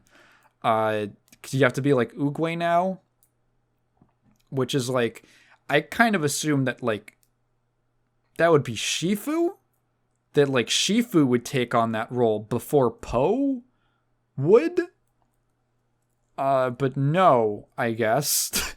No, he's not. There is like a logical next step of the character. Okay, if you were going to do another thing for the character, it would be ascending him to like a mentor role. Like Poe's job as the main character is kind of done, and now it's like a time for a next generation kind of story where he takes on a protege. However, it's been like not enough time. Poe feels like he's the first 3 movies and even the fourth one feel like they take place over the span of like maybe 3 years at most.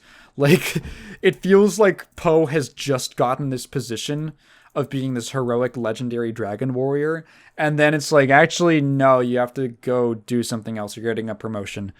And it really feels like not enough time has passed.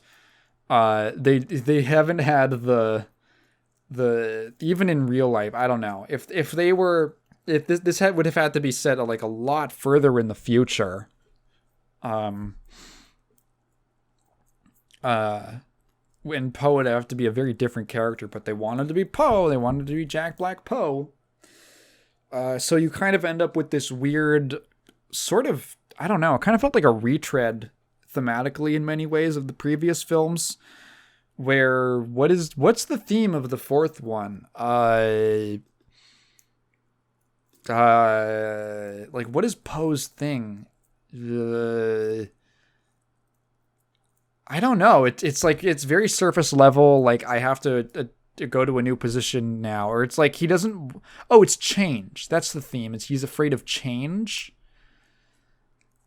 and it's like, okay, I get what you're going for, but it feels like. It really does feel too fast. Like maybe the change, if it was like, if like Shifu died unexpectedly or something, and then Po was forced by circumstances to become like this. Like if Shifu was training to become the spiritual leader to kind of succeed Oogway, and then he died unexpectedly and Po had to take that position, that would make a lot more sense. And it would almost put him back, I wonder if, like, into the sort of position from the first movie where now he has a new responsibility that he doesn't really understand, and it's sort of uncharted territory for him, which could be like maybe a little frustrating from an audience perspective, but I think you could pull that off. I think you could do that. And but instead it feels very arbitrary. Like, what the fuck is Shifu even doing? What does he do? The Furious Five are like, they're all off on their own business because apparently it would cost $20 million to get Angelina Jolie back to play Tigress. And Po is like the defender of the Valley of Peace. He's the Dragon Warrior. Like, that's his role. So what is Shifu doing if not trying to become, like, shouldn't this be the period of time where he's freed up now to focus entirely on like self-cultivation and achieving like the kind of inner peace and sort of nirvana state that Oogway did? Like, doesn't that make way more sense for him? But no, now it's Po's job, even though he's had this job for like a year, it feels like, you know? What is Shifu gonna do? Like, okay, at the end of this movie, Po becomes the spiritual leader of the Valley of Peace. What the fuck does Shifu do? Just hang around? Was this whole thing, did he make up this rule that Po has to be the spiritual leader so that Shifu can go, just like chill out? Is this just his retirement plan? Is he sick of it? Is he sick of all this shit? Yeah, so the movie, to begin with, has a very arbitrary feeling premise. And then what is okay, so the villain is this, so Po doesn't, so Po doesn't want to take on this responsibility to stop being the fighter guy, which, like, who is going to do that then? If not him? Again, there's like so many weird problems with that premise. And then, because, like, someone has to defend the Valley. It feels like a bad guy shows up every 2 weeks, you know?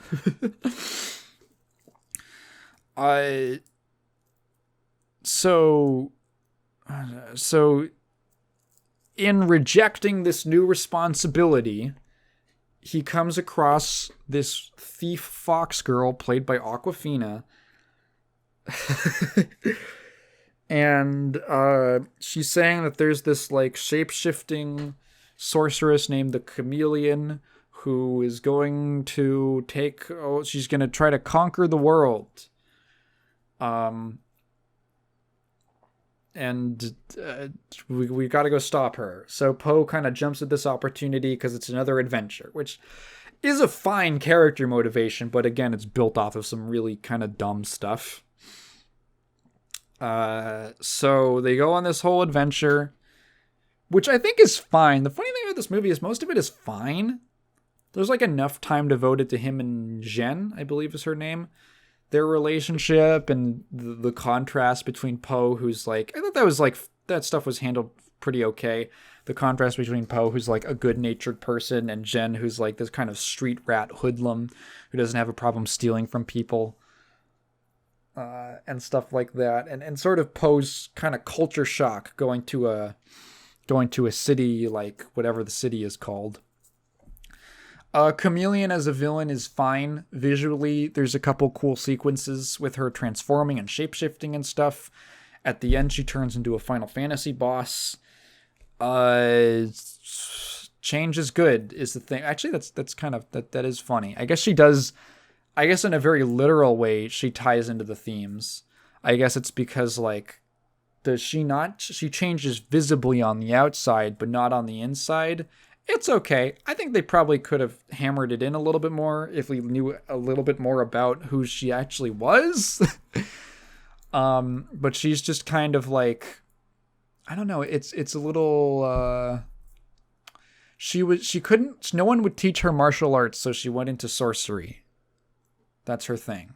but you're like, I feel like it would have been better if there was a little more of a hook of like, well, like, why couldn't she learn martial arts? I feel like there was just a little, because they say like she's too small, but like Mantis exists. So like, the Crane exists, and he's a bird who has hollow bones, right? And like tiny little thin legs. Yeah. The work isn't put in to make everything hit, I think, as hard as any of the other movies, honestly, in terms of character motivations. At least all the other villains had what felt like real motivations and like backstories to support them. The Chameleon feels a little bit half-baked as an antagonist. There's a betrayal with Jen. She's actually working for the Chameleon. And, oh my god, what? And then she has a redemption thing. They bring back all the villains, but only Tai Lung is voiced because he's the only one that they were willing to pay to come back. It's cool to have him back. He doesn't really do anything. There's really nothing done with any of the villains besides just having them be there.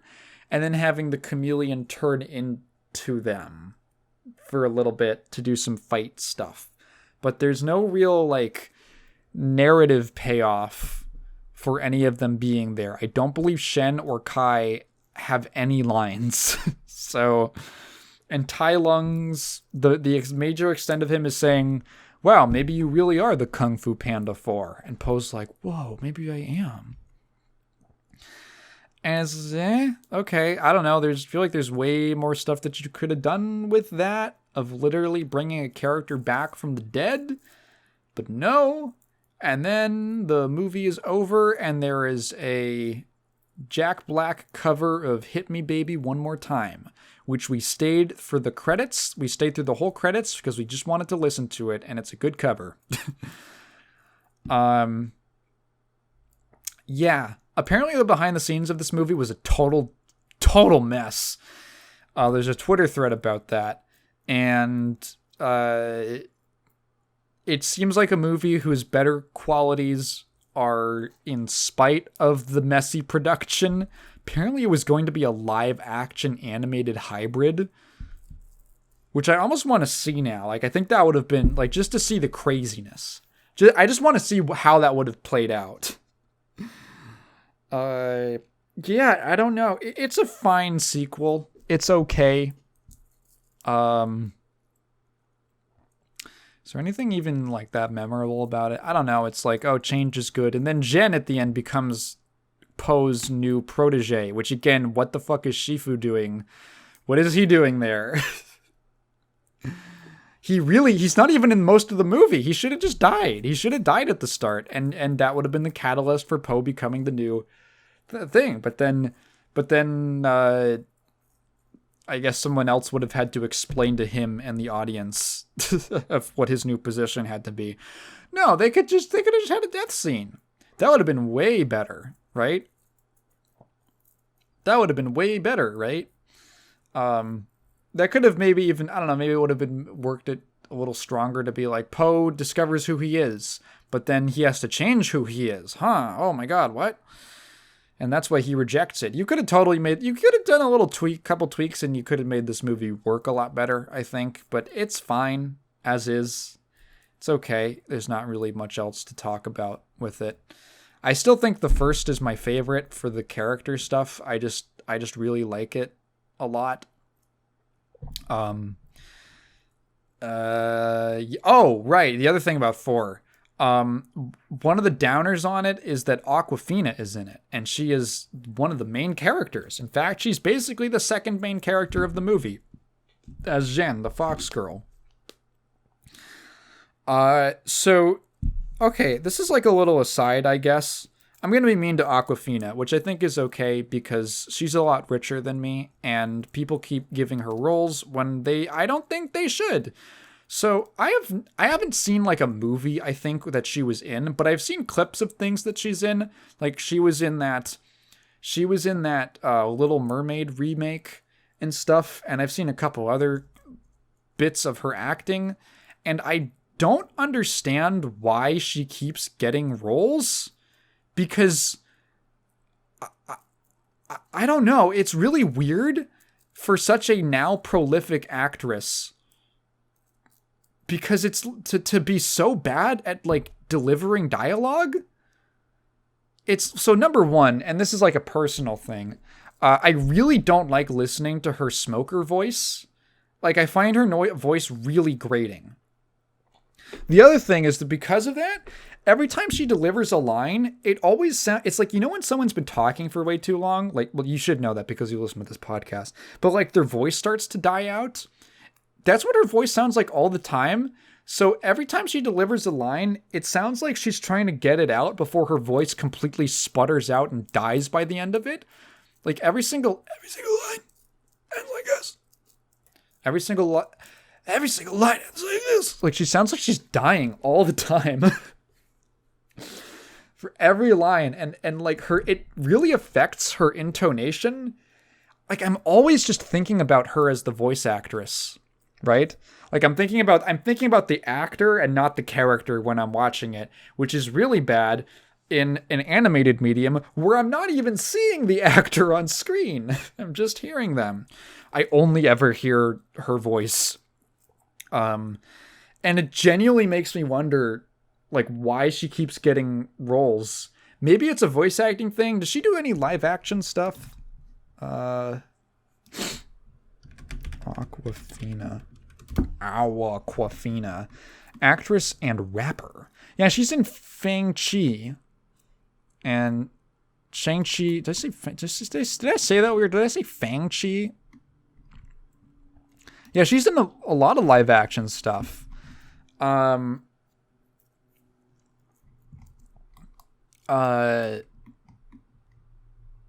Is she good in that? Cause like, is she better in that? Because I feel like, I don't know, maybe it's just like the thing with stunt casting, where when, you know, I've talked about this before, when you can really tell that someone's not a voice actor, especially when we're talking about the Ghibli movies. Or they're more of a screen actor than a voice actor. Is it just that? Because I just found it really distracting. Does she keep getting roles because she's like an Asian lady? Is that it? Because I feel like there's got to be better Asian women who are actors, right? Like the state of Asian woman acting is got to be pretty dire if this is the best you guys have got. You got to step it up. Or you guys have to, or people just have to start hiring. Get better agents. Asian actors. This is a message to Asian actresses who aren't Awkwafina. Get better agents. Get those roles instead of her. She's taking your roles. Is she getting hired? Is it like casting? Is it like casting developers or is it like the producers keep thinking that they're actually getting a sponsorship with the water bottle company? Do they think that they're getting like an Awkwafina sponsorship and not hiring the woman Awkwafina? Is that it? I don't know. Yeah, I think anything where she's a main character is probably hurt tremendously by her performance. Yeah, Kung Fu Panda 4, it's fine. It's okay. Are they gonna make another one? Probably. It'll probably be okay. I've been playing I started playing Final Fantasy VII. I'm obviously not done with it. I'm like 10 hours in, something like that. I have to double check. Maybe a little over 10. I am at the point, I'm just going to go over some of my quick impressions from it. So I just got out of Midgard. I'm on the world map for the first time. And that's where I stopped in my last session. And it's really interesting playing this game as someone who only knows it via osmosis. So I've actually been very fortunate to not really run into that many spoilers about this game. There's the obvious one, you know, like the one. I don't even have to say what it is. You know which one it is. It's like one of the most famous scenes in any game. And then there's just like random cutscenes and so much stuff out of context that I don't even really know. But I recently got my interest reignited in it because I don't know, I just saw people getting really excited for Rebirth. And I know that it's like a Scott Pilgrim Takes Off situation where it's doing different stuff with the story. So I don't know, I'm kind of curious. I just kind of want to get in on it. I'm like, I want to actually have a comparison point for what to actually like, okay, well, what do I actually think of it?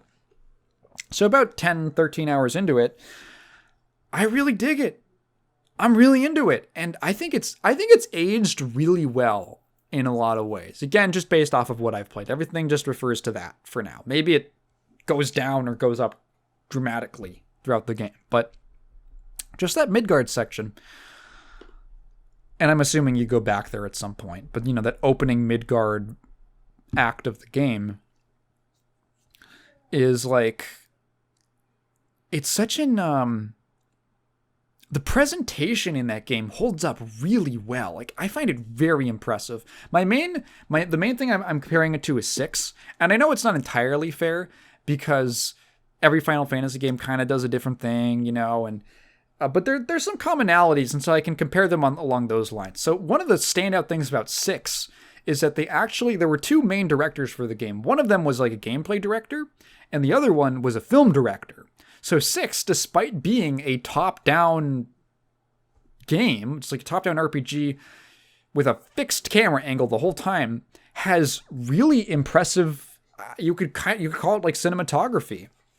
Like, there are literally scenes in that game where they're like, the way, I don't want to spoil anything, but I could gush about 6 for hours, but there's scenes in that game where people or like the layout of the screen, like literally there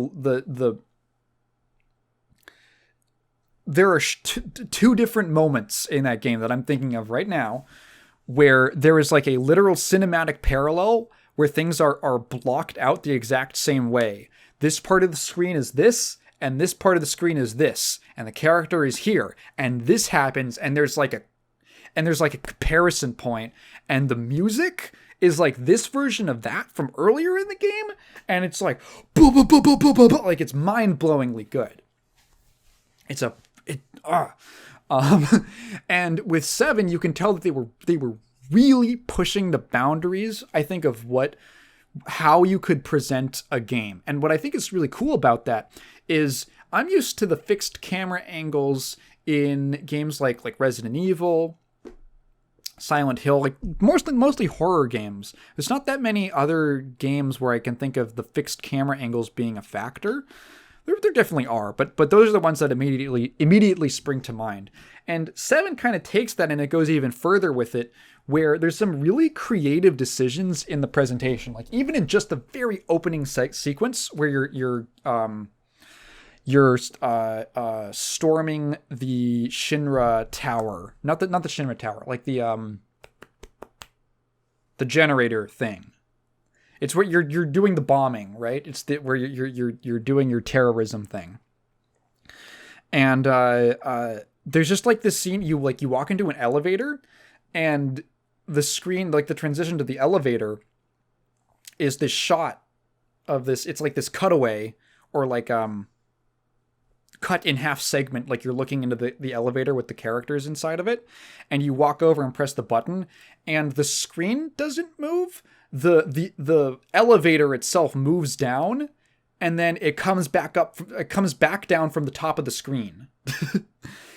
I don't know if me describing it in that way makes sense, but it's like this really interesting. It's just this cool little shot that feels it's such a simple thing of just pressing a button. Like in most games, the screen would just fade to black or something, but here they do this creative little shot where the thing drops down and then drops back down from the top, and the idea of the elevator moving is communicated just through there.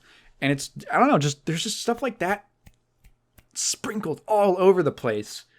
Really cool, like the actual dynamic moving camera angles at certain points where the camera actually, it's pretty obvious when it occurs and where the flags are for it to, like, you talk to the character and then after a certain dialogue line, the camera swings up, but that's kind of like the the benefit that they had of all the pre-rendered backgrounds. I love the pre-rendered backgrounds. It's in a very primitive, kind of shiny pre-rendered CG look, but I really like that style. And I think it's something that holds up today, in my opinion. I find it really cool and appealing. Having these like painted in backgrounds that the characters walk around. And then it almost like takes you by surprise when you get these camera movements and the camera like pans up and flings up to something. And it happens kind of rarely, but when it does, it's really cool. There are a few little issues. There's a couple screens of the game where so there's this feature where you can hit the select button and it literally puts a mouse cursor over where Cloud is and where the exits are to different areas on screen. And in my opinion, that's like, I see why it's there and it is useful, but it's very clearly because, there's some screens in this game where, the transition like I go down a ladder and then the screen transitions and I have no idea where I'm supposed to be. And I don't know what direction I'm supposed to be going in. And it's not using tank controls for most of it. I feel like there's some random moments where it uses tank controls where you press a direction and the character always moves in that direction. But, for most of it, it's like, if I keep holding up or if I hold down, am I actually going to like go up or something? Or am I going to go somewhere I don't want to? I'm just trying not to get confused looking at what's on the screen. And I guess that's like, I don't know, there's these minor little inconsistencies or I guess little failures in telling you, I don't know, like visual clarity. There's a couple of visual clarity issues.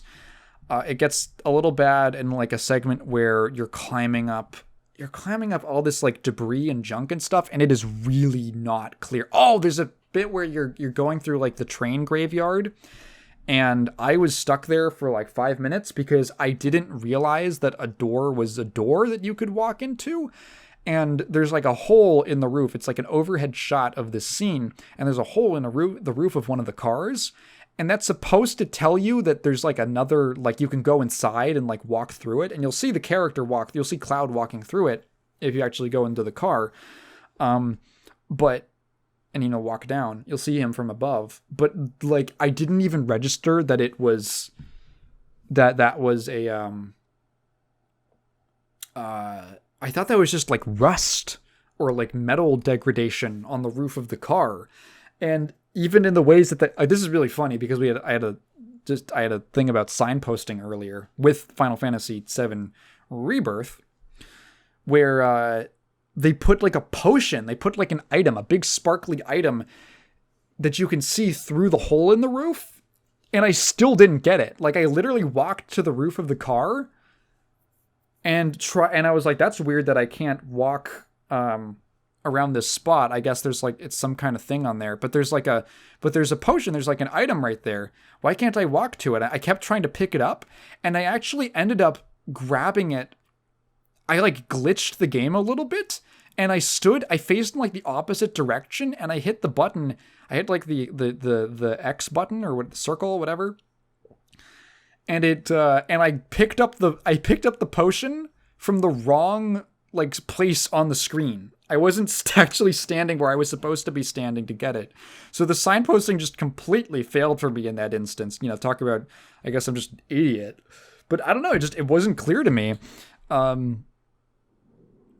There's like these kind of like pallets, like these wood pallets that are meant to be, they're supposed to signal to you that you can go up and down or into and out of the train car through the door, but I couldn't, I don't know, the depth was just off. There's like a couple, I found that usually if there's any problems with navigation that I have, it's in like depth perception and the fact that like the painted environments from certain angles or because they're at certain angles, sometimes it's not really clear to me what I can walk on or where I can go and at what height something is supposed to be. And it's like a minor gripe, but it's there. I don't know. And I would say it's one of the small issue with the presentation that it is slightly hurt by. Another thing I'm really fascinated by is how the story treats Cloud, especially as someone who only knows his character from external media and the sort of cultural perception of Cloud, and then actually jumping into the game. And it's not entirely wrong, but it's incomplete. So Cloud is a character who is obviously designed to be the coolest guy ever. You know, he's got edgy, spiky anime hair, and he wields a giant. He's like a cool, like lean, muscular guy. He's not like a big muscle dude, but he's like a different, strong guy, and he's got a big sword, and he has 2 different types of girls who have big crushes on him. He has like spunky tomboy Tifa, childhood friend, and sweet flower girl Aerith, and they both are into him and they fight over him. And his other friends are cool dudes like Barrett. Well, friend is, in quotes, generous. And he's like moody and he doesn't talk a lot. And that is true. That is true. Cloud, all of those things are true about Cloud. Those things that would appeal to like, the 14-year-old or something. But then there's all of these things that the story does to make that I realize now, Cloud kind of like, he is absolutely set up to be that guy, but it's almost more like that's the guy he thinks he is. Like, that's who he acts like. He acts like cool, edgy, loner anime dude. But there are multiple scenes in the story which intentionally subvert that very early on. Like, there's a whole sequence where they have to go into... that sequence is kind of weird and uncomfortable. And I'm really curious how they actually adapt that into the remake, actually. It's when Tifa is basically going to be basically like a prostitute. They don't use those words, but so that she can get information out of like the head pimp Don Corneo. And Cloud and Aerith have to go infiltrate it, but Cloud can't go in because he's a guy, so he has to cross-dress. He has to put on like a pretty dress and a wig and which honestly just looks like him putting his hair in a braid. And it's so weird. You have to like in order to get the wig, you have to go do a squat competition with these guys at a gym who are like, they're like, the whole thing is being beautiful bros and stuff, and you have to beat them in a squat competition minigame. It's really weird. And then you go and infiltrate the manor, and everyone thinks that you're like this cute, beautiful girl.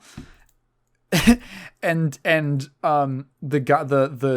Don Corneo chooses Tifa to be his wife, and Cloud just gets dumped into like the fucking side room to be gangbanged by like his fucking goons. It's really weird. That's like, I'm like, how did they adapt that into the remake? Did they keep all that? I'm not saying it's like I'm not like up in some moral panic over it. It's just like, wow, this is kind of uncomfortable. Like, this is a kind of scary situation. But there's this whole thing with Cloud having to like wear a dress and stuff, and everyone thinking he's this cute, adorable girl, and he just kind of does it. And he just kind of like, fine, whatever. And then there's like a scene where you get a flashback to, I believe, Cloud's mom. He's like younger. It's like before he's left to go join Soldier, and his mom comes in while he's sleeping, and she's just talking to herself, and she's saying like, "Oh, Cloud, you're really going to need to find a girlfriend who's older than you, because you need a woman to take care of you." Like, you can't take care of yourself. What am I going to do with you? How are you going to fend for yourself, And it's like, these are not scenes that you write into the story to make your character look like the most heroic, masculine, badass, edgy, epic dude ever, These are like things that you write in to subvert that expectation. And it's funny because obviously, like, Cloud, it's almost like Cloud thinks that he's the edgy loner guy, But the story, everyone else in the story basically treats him like a dumb, edgy puppy. And either you're like, and everyone kind of reacts to him like that. Like, Barrett finds it annoying, and Tifa and Aerith think that it's cute. Like, they find it endearing, and it's like they don't take him that seriously. You know? They kind of see almost like through his sort of exterior that he's just kind of like, I don't know, he's almost a little immature, and they find that cute and they get a crush on him. I really enjoy a lot of the building up of the relationship between Cloud and Aerith and Cloud and Tifa, and it's obviously like a love triangle thing, but it doesn't feel forced. It doesn't feel forced at all. And it's like they devote enough time to having like nice little scenes with each of them that I'm like, okay, yeah, I kind of see how these people like each other, you know? There's time dedicated to developing up the romance, which I appreciate. Barrett is funny. Barrett's cool. I like that he cares about the planet. I don't know. There's like just a lot of good... I'm really invested in the characters at this point. That whole sequence where... Is it spoilers? Is it spoilers to talk about like kind of the big game-changing event that happens? Well, okay, if you've played the game before, there's a really bad thing that happens in like the first couple hours that really changes the situation and leads into kind of like the climactic point of that first act. And that was really gut-wrenching for me. That was really like, Jesus, I am like really, it's like this horrible situation. And I don't know, it feels kind of real. Certain elements of it feel kind of like, oh God, this is like a really awful thing that I could see this kind of thing happening in real life. And it has happened in real life. There's clearly, it's maybe one of the it's the first Final Fantasy game that I would say really has kind of a political undertone to it, with the whole conflict being kind of sparked by these sort of like economic capitalist pillaging of the earth and these kind of like heartless upper rich 1% class who are willing to do anything to destroy the planet and kill civilians in order to maintain their positions and squeeze money towards the top and keep people in positions of squalor. And I think that's, I don't know, I think that's why Barrett's kind of like his once that thing happens, his reaction to it is like, fuck, like it is a real downer. And you know, my stomach was kind of dropping for a lot of that. Like, oh my God. And it, I don't know, just like Barrett's whole response to that really sold me on his character. The translation is a little goofy and does make him into like Mr. T, which is like, okay, all right, you know. He's very like, I pity the fool. But he definitely does have some real good character stuff going on. I'm playing the PS1 original on original hardware, of course, wink wink. But I don't know, I'm really interested in it. I don't know, I'm into what's going on. And I'm really excited to see where it goes. I don't know, I think I get... It's funny to me when I hear people kind of stereotype JRPGs. It's almost like, I feel like a lot of people who stereotype this kind of genre and this style of the genre haven't really played one. Or the one they've played is Pokemon, which is like easily like, I think the worst in a lot of these aspects.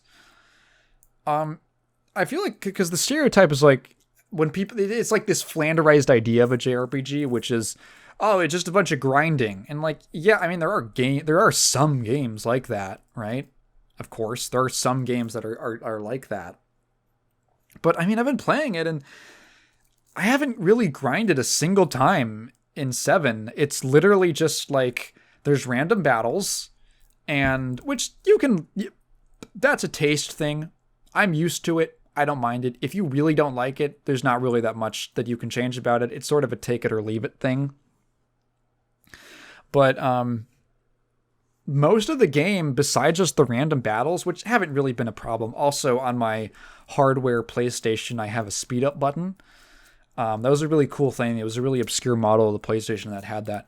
And that makes it a little easier if I'm like, okay, I don't really feel like waiting through all the animations of this battle and all that. A lot of animations, like little like dynamic camera angles when characters use moves in battle, like very cool. Like they were really clearly going for some exciting, interesting visuals in this game. But I digress. But I digest. The what am I talking about? Right. It's mostly just been going through a story. Like I'm just experiencing the plot and having battles along the way. And just doing the battles along the way has basically gotten my characters up to the point where I haven't really felt the need to grind at all. That could be a balancing thing, but I don't know.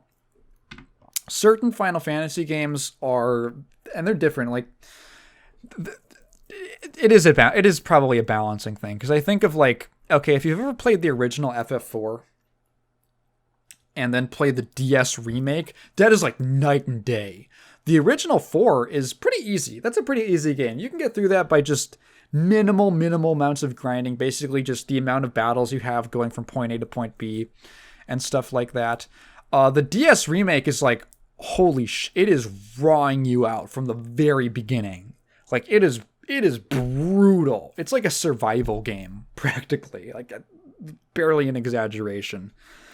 And then you go over to something like 6, which I think is a very easy game, which is, it's fine because 6 has so much more than just like the challenge of the gameplay. I don't mind that too much. And I think the gameplay of 6 is fun for reasons that I won't get into because I'm going to talk about it for an hour. But like 6, like within the first 30 minutes, okay, if you're ever going to play FF6, here's a Taigen pro tip. In the first 30 minutes, there's a cave, and at the beginning of the cave, it's when you have Edgar, Locke, and Terra, and there's a cave that you need to get to. Like you need to go pass through the cave to get to a town. At the start of that cave, there's a well, and that will completely replenish your party's health and mana. And the battles in the cave aren't very difficult because it's at the start of the game. And Locke has an ability to steal an item, and versus I think like one of the caterpillars or something that you'll fight in that cave, there's like a 100% chance that he'll steal a potion. And then Edgar has a move that hits every single enemy and will insta-kill them because crossbolts is really overpowered for most of the game.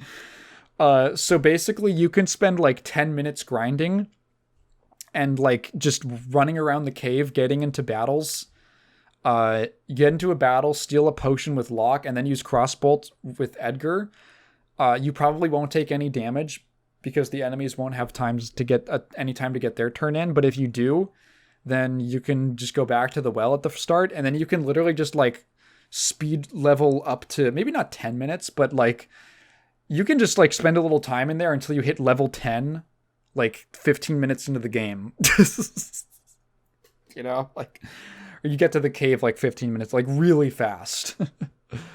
Maybe not 15 minutes, but really early in the game, like within the first hour, you could hit level 10 on all the characters, and you'll have like 100 potions. I literally left the cave with like 99 potions, and I was just set for a lot of the early game.